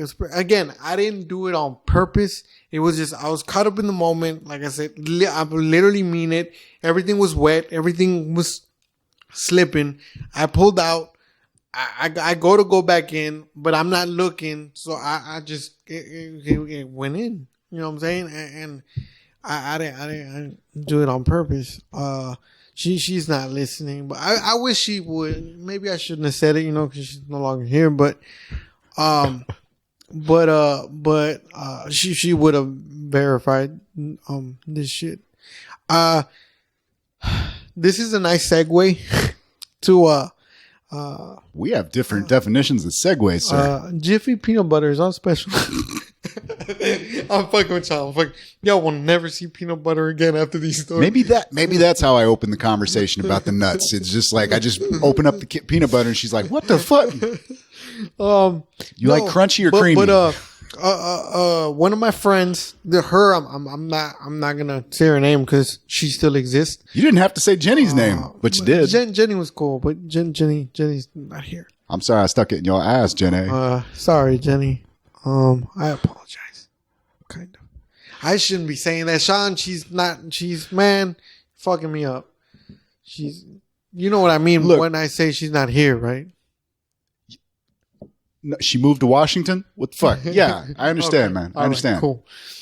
Anyway. If you think talking about dead people is my line, we haven't talked long enough, sir. I'll talk shit about some dead people right now. So there is shout out to Cloris Leachman. I have another friend. She asked me a legitimate question. She said she's she met this guy, and she said that she's only known him for 4 days now, right? She just met him like 4 days. But she said that when she met him, the day that she met him, she absolutely wanted to fuck him, right? Okay. She knew she wanted to fuck him. But she asked me, she was like... She had to wait till the credit check came back. But I'm not... She was like, she told me, she was like, but I'm not a hoe. Like, I don't sleep around with people, but it doesn't mean that I don't want to fuck them. Like, I'm very attracted to them and stuff like that. And she basically, her question was, how long before I can sleep with them, but I'm not seen or thought of like as a hoe, which I wanted to get. I mean, I wish I could get a girl's perspective too, but I was gonna ask you as a man, and please be honest, Sean, because I mean, I'm gonna say what I'm gonna say, but it's the truth. Like, say that you like a girl, man, and say that you want to make her your girlfriend, but you want to take her serious. Mm-hmm. How long before, let's say that she gives you some ass, right? But how long before she gives you some ass so that you don't think that thought in your head is not of like, oh, this bitch already gave it to me. It's like, eh. Honestly, it's not a time frame. It's how the discussion comes about. Like, oh, you actually talk about it? No, well, okay. This is what I'm saying. The difference between hoe and just grown ass woman who wants to fuck is basically her going like, I kind of want to sleep with you, but like, you know, basically acknowledging the fact that there are two people in this fucking conversation and just going like, hey, look, I'm into this. Are you into this? Like, if like we jump in the car and she just automatically goes to give me some head in the parking lot. No. I'm like, okay, maybe I don't introduce her to mom. Let me ask you that question. What if not that there's anything wrong with head in the parking lot? I'm just putting it out there. What if you just met? Say you met her. Are we on a date? Yeah, like say you go on a date. Yeah, first date. Say that you talk. Say that you started talking on the phone yesterday, and yesterday you're like, hey, can we go out today? Which is today. So you go out on a date. You're on a date, and say that on a date because honestly, I've been through this. I've done this. I don't give a fuck. I've done this shit. So you're on a date. It's the first date. You're with that chick, and you have the sex conversation, right? I'm not saying you have sex on that date. I'm just saying you have that conversation about like, look, this is where I want to go. This is what I want, so on and so forth. As far as sex wise or whatever, you basically let the girl know which way you let her know, but you're letting the girl know that you want to have sex with her, right? I'm not saying you're telling her I want to have sex with you, but you letting her know you're the one that introduced. Yeah, exactly. Okay. So from that, what if the conversation was touched on that first date? Then 2 questions: how long before she gives it to you that you think, oh, this bitch is just a hoe, and also how long to you? Is it too much? Is it, this bitch is taking too long? Honestly, I think it depends more on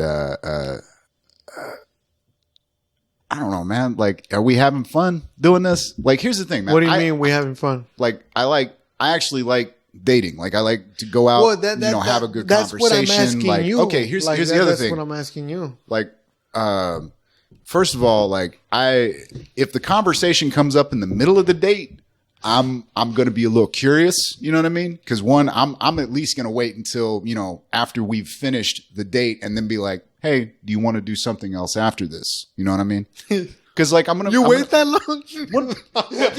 This is what I'm saying. This is where my head's at, though, man. Is like I invited her out for the date. Like we both know why we. That's the other thing is like if like she shows up and goes like, oh, you really meant like we're gonna go to dinner and shit, and it's like Yeah, bitch. I wasn't using euphemism. Do you want to have some food and a drink? Yeah. And believe it or not, in this day and age, you have to be that specific. Like when you say, "Can we go out?" Yeah.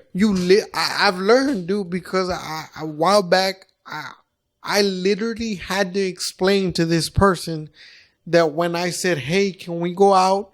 I had to let her know, "Hey, we're going out to like eat," because when I asked her, she said no. So when she said no, I thought she was telling me no because she just wasn't into me. So I was like, all right, whatever, not the first, not the last. But then I found out, because I asked her again, because I was persistent. So time later, I asked her again. And then she was like, well, yeah, we can go out. But she told me, she was like, we can go out, but I'm not having sex with you. She told me, right? Yeah, yeah. So, and I was like, no, bitch. I meant like, we gonna eat and shit. You know what I mean? So like, let's do step 1 first. We can do step 2 later. Yeah, exactly. That's what I said. And so then, my point is that apparently in this day and age, you have to be and this is coming from a female. Mm-hmm. She told me the reason I turned you down the first time was not because she thought you were on some Netflix and chill type of shit. Yeah. Okay. So she was like, I thought, because she told me, she was like, every man that I've dated, that's how they asked me. They were like, you want to hang out? And she was like, I'm a grown woman. Like, I know what hang out means. And I'm not going to sleep with you. You know what I mean? And so, and she told me, she was like, whatever happened to like, at least take me to a date first. She told me, she was like, at least take me out to eat, take me to a date, take me to see something. And I looked at her and I was like, oh, so sleeping is on the table. Yeah. Dude, hey, man, it's confusing from our side of the table, too, because, like, a lot... I've told you, I've tried the Tinder thing on, off again, all that fucking Bumble and all that other nonsense. And, like, you get to that point where it's like, okay, we've been talking. There's text. We know that there's at least a dialogue here. Yeah. Now I'm going to ask her out. And then you get to that point. It's like, okay, where do you go? What do you like to do? You know what I mean? I'm going to choose a place and we're going to go there. But like, I need to know, like, but see that's the and thing. It's not even that thing of like it's one thing if a woman tells you like, you know what, you choose, you decide. She just wants to go where you want to take her. Right. That's cool. But often you just get this kind of blank, like, I don't know type of shit. And it's like, has a dude never taken you out? Like, what place do you like, lady? Like, do you have an opinion on this shit? But see, that's what I'm telling you. Like, you can't blame her for that.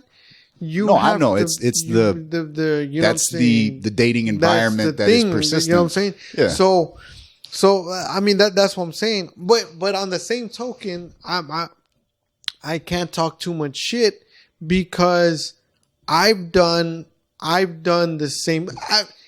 I don't know, dude. That's why I need to get like a female's perspective, because I feel at least that I'm different. I'm different in the way that I tell a chick what it is from the jump. You know what I'm saying? What I'm saying is I always let a female know, look, this is what I want. Like I tell them, I was like, look, we friends and everything, and we can go out and we can eat and we can do whatever you want. And if we click and we good, we can take it anywhere you want. But I need you to understand that for reason A, B, and C, I am not looking for a serious relationship. So if your end goal is a serious relationship, I can't provide you that at this very moment. And I don't mind telling a woman why. I've told women why before, you know what I'm saying? And I tell them, I can't provide you that at the moment. So I don't want you. This is literally what I've told a woman before. I don't want you to like feel that you're going to get invested and then you're going to waste your time, because you will waste your time if a relationship is what you're looking with me. Right. Now, a lot of the women that I've told that to, like, they are, I don't even know if dumbfounded is the right word, because and this is what trips me out on the flip side, because there has been women that have had the balls to explain to me that it's like they tell me that other men don't tell them that. They were like, every man just tells me that they want to fuck. Like they tell me that they literally tell them, hey, like, you want to... I was like... All right, first of all, if a grown man has to tell you that he wants to fuck... Well, that's what I'm saying. Like, that motherfucker is so... like, your very nature as a man, like... Look, unless there's something, like, off about you in some way, you know what I mean? You're neurotypical, asexual, maybe you got some brain damage. I don't know. Look, dudes... Like, as a grown man, just part of your natural thing is you want to fuck. Like, don't get me, like, so if you got to tell that to the woman that you're on a fucking date with, how fucking simple is your ass? Yeah, that's what I'm saying. Well, that's what... These walls are white. Yeah. That's why it tripped me out when she told me there's like, yeah, and this is the fucked up part about it. She literally said, most guys that I've talked to just tell me like that they wanna fuck, and then I told her, to be honest, what you just said was, I want to fuck, but you're letting her know, I guess, the extent of that, but like, yeah. So that's the part of the conversation, okay. Like where I'm going, where she told me, she was like, at least. You're taking me somewhere, and at least we're having a conversation, and you're being honest about everything. But you're at least, she was like, at least you're talking to me. These fucking people, like, she was like, I've met people that haven't even bothered to like ask me for my name, and they're already telling me that they want to like go to bed. You know what I'm saying? So, and with me, it's kind of crazy because when I've been out of the dating scene like for a long time, but way back when I used to date, like at least for me, we used to go. Well, again, like I said, back then we used to go to the club, even if we just wanted to fuck. This is how it went. Like, we used to go to the club, used to hang out at the club, used to buy drinks at the bar. You used to see somebody, you used to approach her. Hey, what's going on? Why? Can I buy you a drink? Normally, you know, these women would say yes. You go back to the bar, you get her a drink. Hey, let me talk to you for a second. You talk to this woman. I don't give a shit if the conversation's 15 minutes long, but you're talking to this woman, right? So then you buy another drink, and then if y'all click conversation wise, then at that point, like, you know what I'm saying? You feel the vibe, you feel the feeling, and then it's like, hey, you know, can we get out of here? So on and so forth. To be honest, man, I think that's people miss that as step one, or fuck it, maybe even just step 0.1. Like, can you stand this person? You know what I mean? Yeah. Like, hey, look, I can forgive a lot of things if a woman just walks in the room naked and starts blowing me. I just fuck, I don't. She's a Nazi, you say? Well, shit, I guess I'm gonna have to leave after this. I guess she likes the haircut. I don't know. Just like, yeah, a little bit to the left, baby. I like the left one. But what I'm saying is that I think gets skipped a lot. Going back to you asked me the question about like how long, like how many dates into it. Well, my friend asked me how many dates, because she really wants to like sleep with this guy. No, but you were asking me like how many dates in before it feels like she's kind of like not, that she's not a hoe, basically. Well, no, but I mean, even like she's because dragging it out, like if she's like kind of leading you on or something. With my friend, right? Like, I know her. I've known this chick for years, right? Okay. I can tell you, this friend, she's not like, this chick is kind of like, she has morals and stuff. But I understand, we're human. We have needs. You have hormones. I get it. You know what I'm saying? Okay. So like, but she's like, I also kind of sort of know her family. So I know me, but because I've known her, I know that she's not a hoe. But I also do know, and I can see it in her, that she's really physically attracted to this person. Okay. So, and she told me, she was like, she was like, you're the only guy that I can tell this to, because if I tell any other guy that I know, they're going to try to fuck me. She literally told me that. You know know what I'm saying? So she was telling me that she was asking me how long before I can sleep with them, and I'm not seeing like a hoe.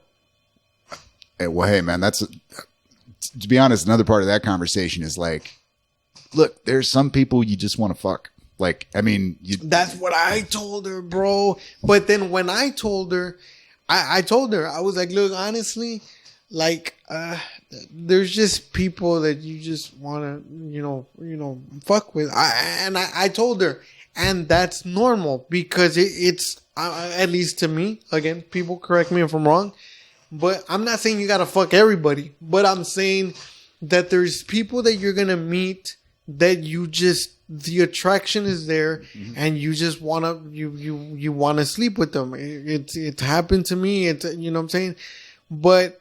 And then when I told her that, she was like, "Well, yeah, but I can't do it because I'm not a hoe."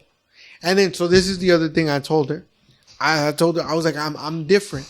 Say that I meet you, right?" And I was talking to her. I was like, "Say that I don't know you and I meet you, and I really like you and I'm attracted to you. Say that we click and we vibe and the chemistry is there and it's great." If I end up sleeping with you on the first date, I don't judge the base of your character and personality on that. The reason I don't do that is because I feel that doesn't make or create who you are as a person, and I'd like to feel that the person that I'm dealing with is an adult. So if you're an adult, I think that two sane mind adults have an understanding of what it is. So if you have an understanding of what it is from the get-go, that goes to what I was saying. Then, like, you know what I'm saying? But I also my point of judgment does come to real quick. But I also do understand what she means. Like on her end, I also do understand what she means. If she sleeps with me on the first date, the stigma of like, oh, why fuck this bitch on the first date? You know what I'm saying? You know what, man? You're not going to get past that. If anything, I'd say if she wanted to be, but just for the record, I'm not trying to fuck my friend. Okay. Just to throw a scenario out here. Let's say she doesn't want to date this guy. She's just physically attracted to him. She just wants to fuck him. Okay. Yeah, because she doesn't even know him like that yet. Okay. That's what tripped me out about it. Okay. So she doesn't. She's just attracted to him. That's what I'm saying. Okay. But she's already been out on a date with him, right?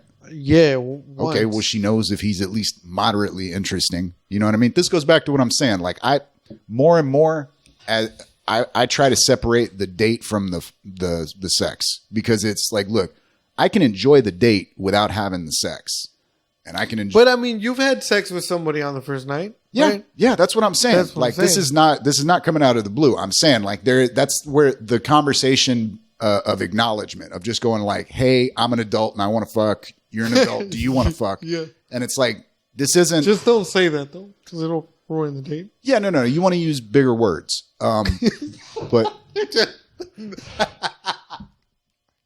Take your dictionary and your thesaurus, motherfucker. Not your Urban Dictionary. That depends on what date you're on, really. Judge your partner. But what I'm saying is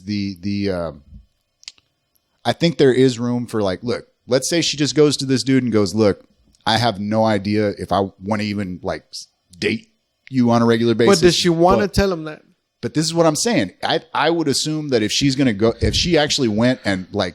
Basically, I'm asking you these questions. I'm going to tell her to watch this episode, Sean. All right, look, if you want to lay down the nut up or shut up argument where it's like, look, I'm down to fuck. I have no idea if we're even going to go on another date, but I'm open to a sexual congress at this moment. And he goes, guess what? That you don't need that motherfucker in your life. It doesn't matter. I'm pretty sure that's not what he's going to say. No, probably not. Probably not. But what she might get is that fucking like, it might be the judgment thing because you don't know how comfortable that motherfucker is with like let's be honest. As much as we don't talk about it, like as a dude, you do kind of have that hoe moment type of thing where it's like, fuck, am I a fuckboy?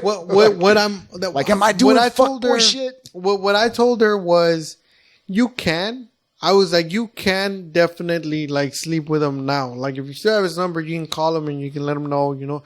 But I told him, it's going to be up to you. You are running the risk of him, yes, seeing you like a hoe, and yes, him not calling you again. Okay, now here's a question though. Does it matter if he sees her like a hoe? Does he treat her like a hoe? That's what I'm saying. That's what I was telling her. You can treat a hoe respectfully. That's what I'm saying. I was telling her. Be respectful to hoes. Yeah. Hoes need The world needs hoes.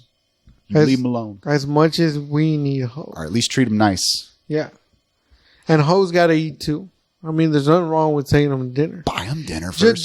Just a great quote from the great Ludacris. Just don't turn a hoe into a housewife. Don't do that. Which is not to say that hoes can't have personal growth and maybe evolve into a potential housewife, but if she is actively hoeing, or he, doesn't matter, if the hoe is hoeing, do not interrupt the hoe. Just a disclaimer, those are solely Sean's thoughts. I stick to no. See, now this is what happens when you think you might have a mainstream career. Freddie's an optimist, and that's what you're going to get. You get these bullshit half-ass arguments. But I told her, I was like, look, it all depends. Like, do you want something?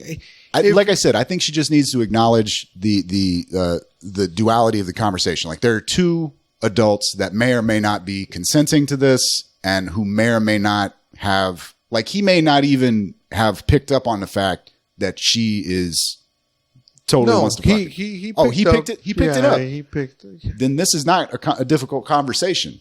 I mean, her concern is the whole thing. That's what her concern is. Dude, if you act like a respectful adult, like, look, you telling me you can't just respectfully walk up to someone and be like, "Hey, let's fuck." That's what I said.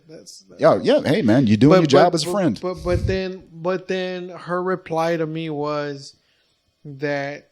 But I still feel dirty. That I'm a guy, and that it's easier for me to sleep around. And to be honest with you, she does have a point with what I'm about to say. She's like, it's easier for you to sleep around, and it doesn't look as bad as far as, you know, if I sleep around.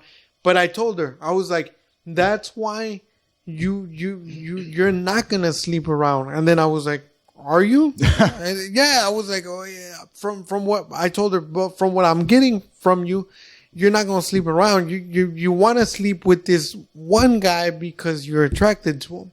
So in my point of view, you're not sleeping around. Now, if you sleep with this guy, and then tomorrow you go sleep with the neighbor, and then the day after that you go to sleep with the other neighbor, that's a different story. Okay. Let me maybe throw it to her like this. Be like, look.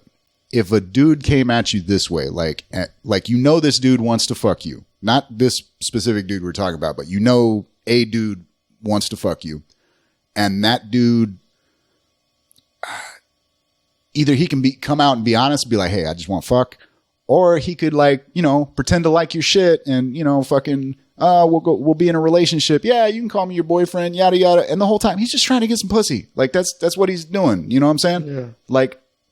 Which one are you going to respect more? You know what I mean? Like, it's a little dirt. I mean, don't be wrong. If it's nice, it's nice. Maybe she enjoys herself and then realizes, he's full of shit. And then she can move on with her life. But she wasted a little bit of time. You know, he was playing a fantasy for her. We definitely should have had a woman in this conversation, because I think the only honest answer that we're going to get is no, but that's why I'm saying, like, as a dude, like, I know that a couple of times as a younger man did kind of do that shit where it's like, you don't think like, I'm faking a relationship to get some pussy. But then I also have thought, like, when I had this conversation with my friend, and I told her, cause she knows me, like this is probably the only girl that knows that I've slept with like a lot of people, like a lot of you've compared notes. Yeah. Whoa, hold up. We're comparing those to what? Like with her? I guess. No. She just knows that Okay, she knows you're a hoe. I understand. Yeah, okay. That. You know what I'm saying? So she knows that, right? So that's why she brought up like the other argument of like it's easy for you, whatever. But okay, let me put it this way, man. I think it is when it comes. All right, as young men, we are hoes. We are all the eternal fuckboy. Yeah. A 19-year-old man. At least until you discover that AIDS is real. Okay, but not only that, man, but at a certain point, you kind of realize the futility, again, faking a relationship, fucking going out of your way to like fucking like, oh, I'm going to cater to this person just so I can get them to sleep with me. All that. Exactly. You realize that you're not only wasting their time, you're wasting your time as well. But see that also sparks up a question in my mind. Mm-hmm. So then am I doing wrong or am I doing right? By me, by me asking or telling a person, like, you know what I'm saying? Like, I don't want anything serious, but I don't just want to be your friend. And me being upfront about it, like, is that wrong of me? Or should I just be like, all right, whatever, we'll be friends and whatever happens? You understand my question? It's two different scenarios. I understand your question in that, like, I don't think there's anything wrong with, semi-casual sexual relationships. Like look, there's going to be those times where people are fucking busy. You don't have time to be doing the cutesy sit down, watch the TV together shit. Yeah. Cause I've had women ask me that. They were like, well, why wouldn't you want? No, this is the famous line that I've heard before. It sounds like you want everything in a relationship, but you don't want the relationship. And I tell them that it's not. Okay. The way you respond to that question is, bitch, have you ever washed my underwear? No. Well, yeah, you're right. But okay. What I'm saying is, like, I tell them the thing is what you said earlier, like, because of my situation or my current lifestyle or whatever the fuck you want to call it, like you don't have time to invest and to do all these things that require when you're in a relationship. But fortunately and unfortunately, we're all humans and we have needs. We have to figure out a way to take care of those needs other than hands and shit or fingers. If you're okay, look, I think about, and this might sound like some hoe shit, but I think in the same way that, like, look, man, you can have friends and then you have best friends, right? You know what I'm saying? Yes. Okay. Occasionally you just go hang out with your friends, right? Uh-huh. You're not going to go on vacation with them, right? Exactly. Okay. That's the same thing. But you're also not going to sleep with your friends. See what I'm saying? You see what I'm saying? Fair. Yeah, I don't think you're understanding. All right. Much in the same way that you wouldn't go, like, bowling with a stranger. You know what I mean? Why not? Sounds kind of fun. I don't know. This person might be boring as fuck. Might be like 10 minutes into it and just go, man, I need to get the fuck out of here. Yeah, at least give it 10 minutes. You know what I'm saying? Okay, but that's what a first date is, basically. Yeah. All right. But, you know, okay, you go out on the date with this, you know, this person and they're interesting. You know what I mean? You're actually having a good time. It's like, wow, this is great. And then you go, hey, this is fun. I am kind of attracted to this person. Would you be open to a sexual relationship? And they either go, nah, not really. And you go, you know what? That's cool. But next time we go bowling, I'm definitely inviting you because you were fucking fun as shit. The most hilarious part of this whole interaction. The bowling? No. Was that she told, because I told her, I was like, have you gotten another a woman's perspective on it, right? Mm-hmm. And she said that she told, she related everything that she told me. She related to her cousin, and she said literally that her cousin told her, she was like, "You're thinking about it too hard. Just fuck him." I would say her cousin has some shit on the ball. Cousin got her shit together. So I looked at her and I was like, shit, does your cousin have a boyfriend? I was like, no, check it out. I looked at her and I was like, you need to listen to your cousin and give me your number. Can I have your cousin's number? And she was like, you're such an asshole. Look, just because I ain't trying to fuck you, Amy, ain't trying to fuck somebody. Yeah, but I did tell her, I was like, you need to listen to your cousin and can I have your cousin's number? She sounds like a well put together human being. Yeah, this is I think I should have brought this up, whenever we have a female. But see, no, I do. I was gonna say, but I don't. A lot of the females that I know are really uptight about having, that kind of just to conversation be honest, or whatever. You were asking about, or you were kind of wondering about like whether or not. By the way, you're not getting off the hook. I love the way you went around the question and you didn't answer it, but I'm gonna get back to it. I don't even know what question you're talking about. I explained my shitty experience. I thought that you were gonna explain.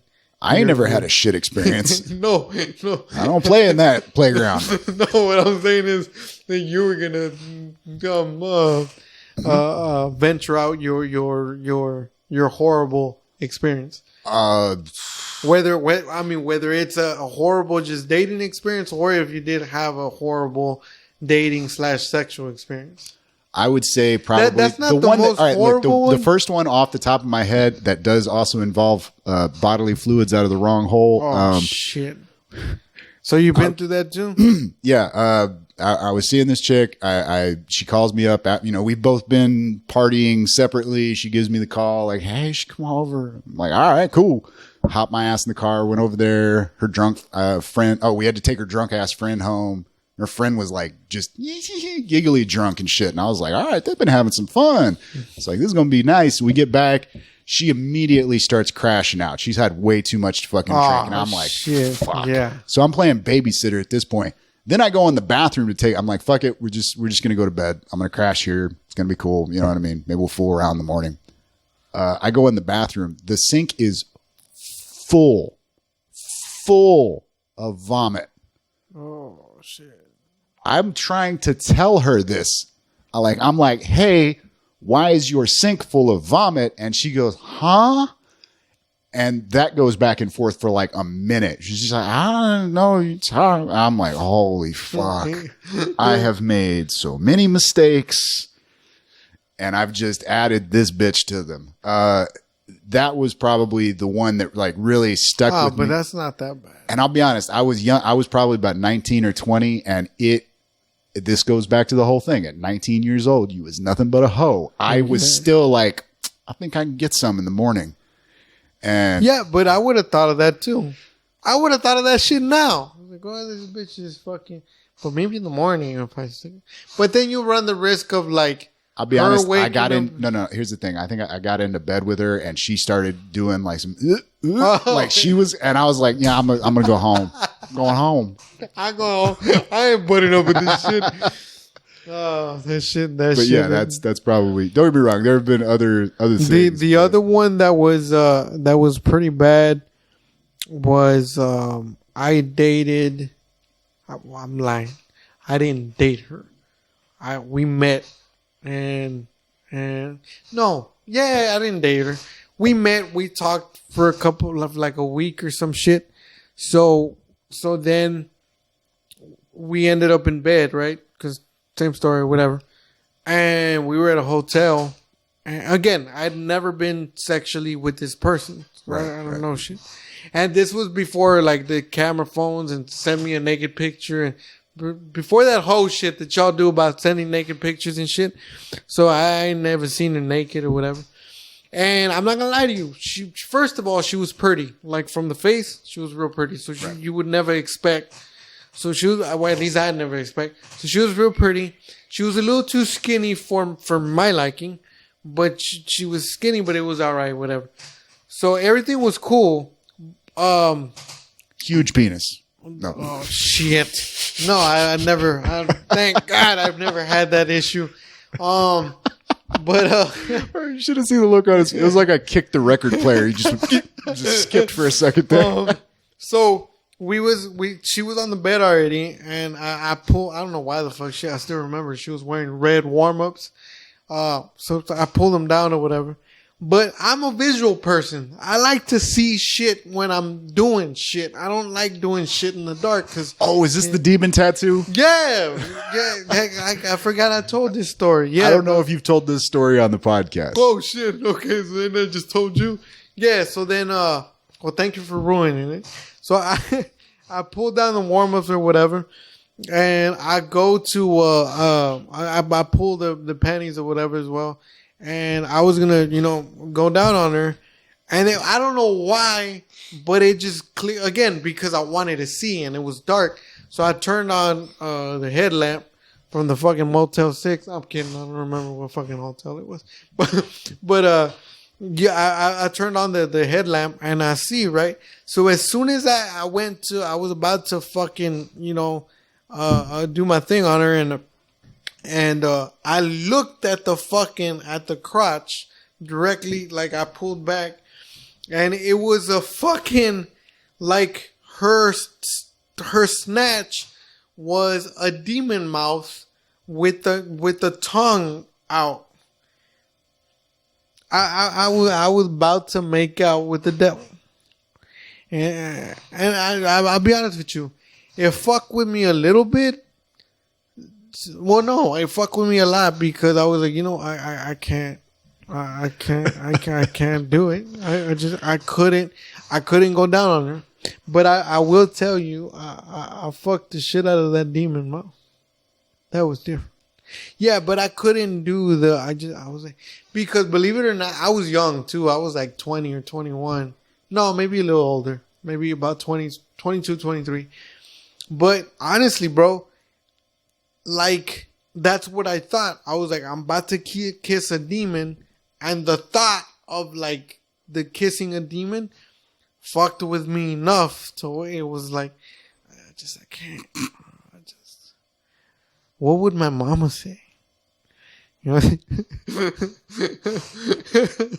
For some reason, in my mind, like, the demon's nose would be the clit. So just like Eskimo kisses.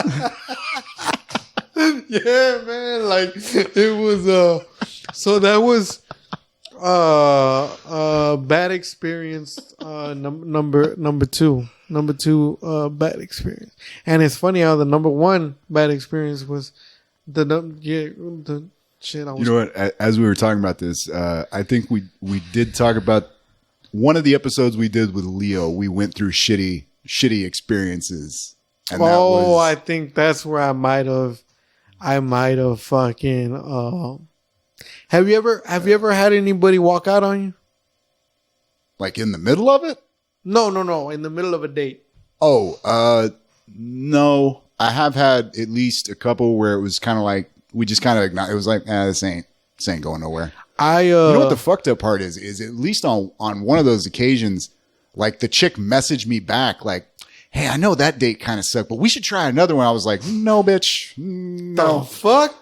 No. I was like, I'm supposed to be the one that's hungry for fucking Jesus, lady. I went on a blind date. I was set up by a friend. She's like, I got a friend. So we were talking. We talked for about 2 weeks. She was like, hey, you want to hang out? Whatever. So we went to fucking Applebee's. Still remember. Went to Applebee's. We sat there. I got there first. Got the booths and everything. She walks in. She was pretty. She was attractive. Nothing wrong there. I had never seen this person before, right? Mm-hmm. So she was like, hey. She walks in. But it's funny how when she walked in, I saw her and she was looking around. And she came up to me and she was like, Freddy? Again, keep in mind, we had never seen each other. She was like, and I had seen her like in like one picture. We exchanged pictures when we were messaging. Mm-hmm. And I was like, hey, yeah, it's me, whatever. So we sat down, we ordered food. we like chopped it up literally for about like an hour and a half. We were at the table eating, talking. It was awesome, or at least I thought it was going great. You know what I'm saying? And she was talking. She was being responsive. No awkward moments. No silence. No nothing. So I was like, hey, real quick. I was like, I've been holding it for a while. Let me just duck out to the restroom real quick. I'll be right back. And then I get up, right? And I start, I'm going to the bathroom was in the back. I'm walking that way. As I'm walking away in my head, I'm like, fuck, this bitch don't know me.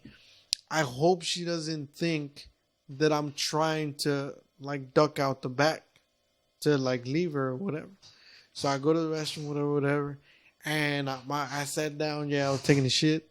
And, I sat down and I pick up the phone, and this was when like barely like texting was barely a thing. Mm-hmm. You had to fucking use the dial pad to choose your letter and shit. So I'm there fucking pressing, and I was like, hey, I'll be right out, whatever. And she put okay. I was like, all right, cool. So then I took about maybe 10 minutes in the restroom or whatever. Come back out, and remember, people, I'm dyslexic, right? And I have ADD and shit. So I come out. And I can see the table from where the restroom's at, and there's nobody there. And I was like, "What the fuck?" So I was like, "Is that my table, or did I come out the wrong door or some shit?" So then I sit down, and then this is not the most embarrassing part. The most embarrassing part is coming. So I'm sitting there by myself now, and I'm like dumbfounded. I was like, where did it? So at first I'm thinking this bitch probably went to the restroom too. So right. I'm waiting, and I'm there. And then I texted her, and no answer. Right. Mm-hmm. So then I texted her again, no answer. And I call, and no answer. Right. So I was like, what the? And then my stupid ass at that point. Oh no, she's been kidnapped. No, I was like, Maybe she doesn't want to pick up the phone while she's in the restroom, because maybe she's taking a shit like I was. You know what I mean? Mm-hmm. So she's not answering, whatever. And then I'm there. But then 15 minutes passed, and I was like, oh, shit. So then I realized it. And I kept thinking in the back of my head, I was like, did this bitch just walk out on me? Did she really walk out on me? This was the embarrassing part. So the waitress comes, and she brings me the check, right? I didn't ask for the check. She brought me the check. And she was like, here you go, sir. And I was like, okay, cool. Thanks. And she goes to walk away. Then she turns around, and she was like, the skinny girl with the long black hair, you know, she's the one with you. And I was like, yeah. She was like, oh. And I was like, oh, what you mean? Oh, she was like, you seem like a really nice guy. I just want to be your friend. And Jesus. I was like, what you mean? You scaring me? And she was like, she walked out, and I saw her leave. And I felt like such a fucking dumbass, bro. I was like. So then I picked up the phone, and I thought in my young, stupid mind, this is all a misunderstanding. No, at this point I'm pissed. Oh shit. So then in my stupid mind, you know what?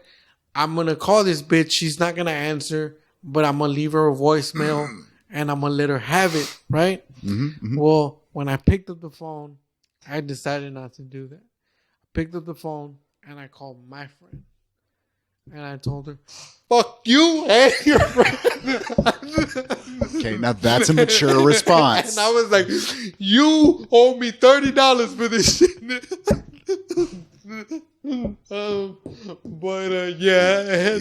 I had that shit.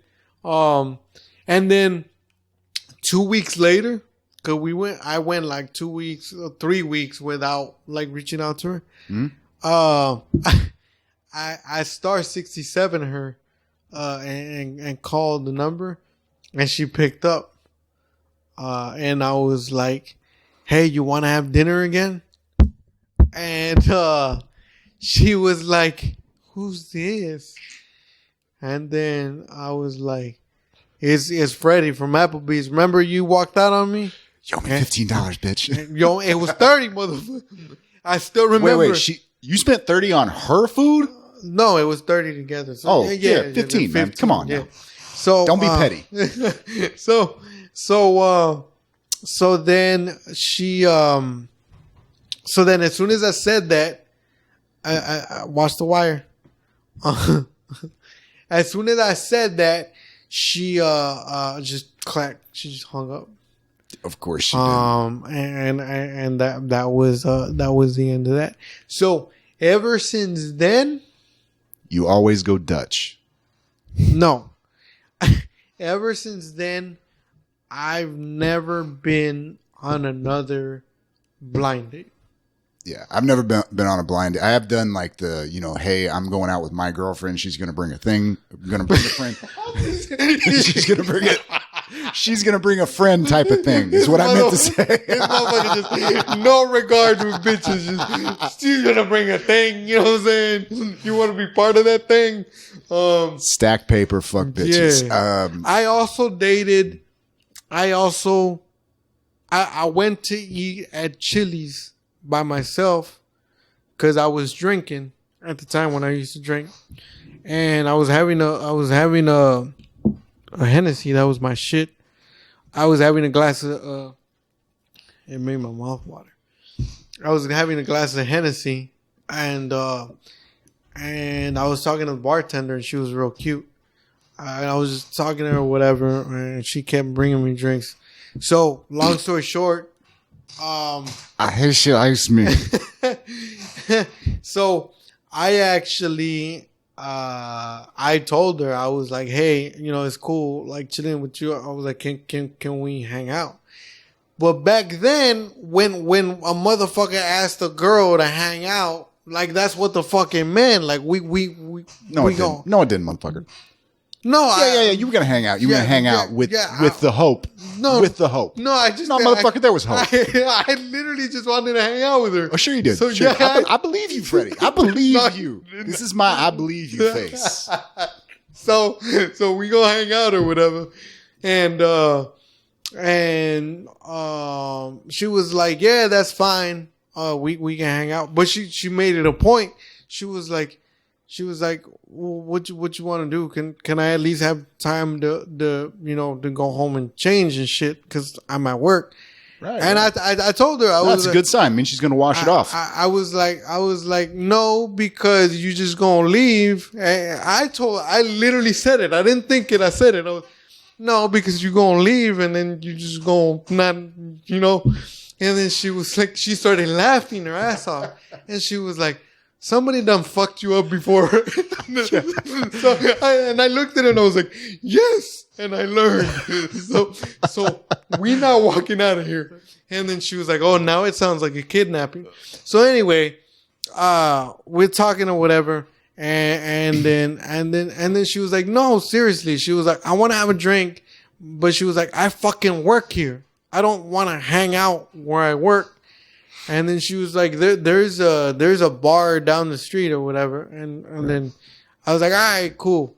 So like I actually got to like hang out and chill like with it. I guess what I'm trying to say is I guess kind of sort of picked up a date. Sometimes the bartender does want to fuck you. Yeah. Something like that. Most of the times the bartender doesn't want to fuck you. Yeah. Actually, we're going to need to leave it on that positive message because I think we just hit the time limit on here, man. So, Cool. So if you want to hear more interesting stories about Freddy scaring the shit out of women, or almost kissing demons that probably tasted good, I never know. That's the weird thing about overly tattooed chicks is they usually keep it kind of clean. Different thoughts. I'm not saying for everyone. You got to check. Does she have Klingons? Have you found a dingleberry?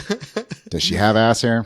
Oh, These are questions you must ask yourself. But for dating advice and more, you can always come back and find us. But for the moment, Freddy, give them your contacts. Y'all can get at me on Instagram. Very, very soon to get back on Facebook. because I got some projects coming up for y'all. Y'all might like them, might not. I don't give a shit. I'm doing it because I like it. So very, very soon, maybe within the next week or 2 or 3 or 4, I might be back on Facebook and Instagram, Facebook and everything else. But for now, you can get me on Instagram at Freddy G. And I think that's it. Okay. Or if you want to go on a date and you're a female that does not have a penis, I have to make that a thing because we're in 2021, and I understand that women today have penises. But I prefer if you do, it's your thing, and there's something for everybody. But I prefer my women without penises. So if you're a woman, have no penis, and you'd like to go on a date, and we can actually go somewhere. I'm not trying to just chill. We can go somewhere first and then chill later. Hit me up. Let me know. Yeah. Some people like skinny chicks. Some people like blondes. Me, I like vagina. That's just me.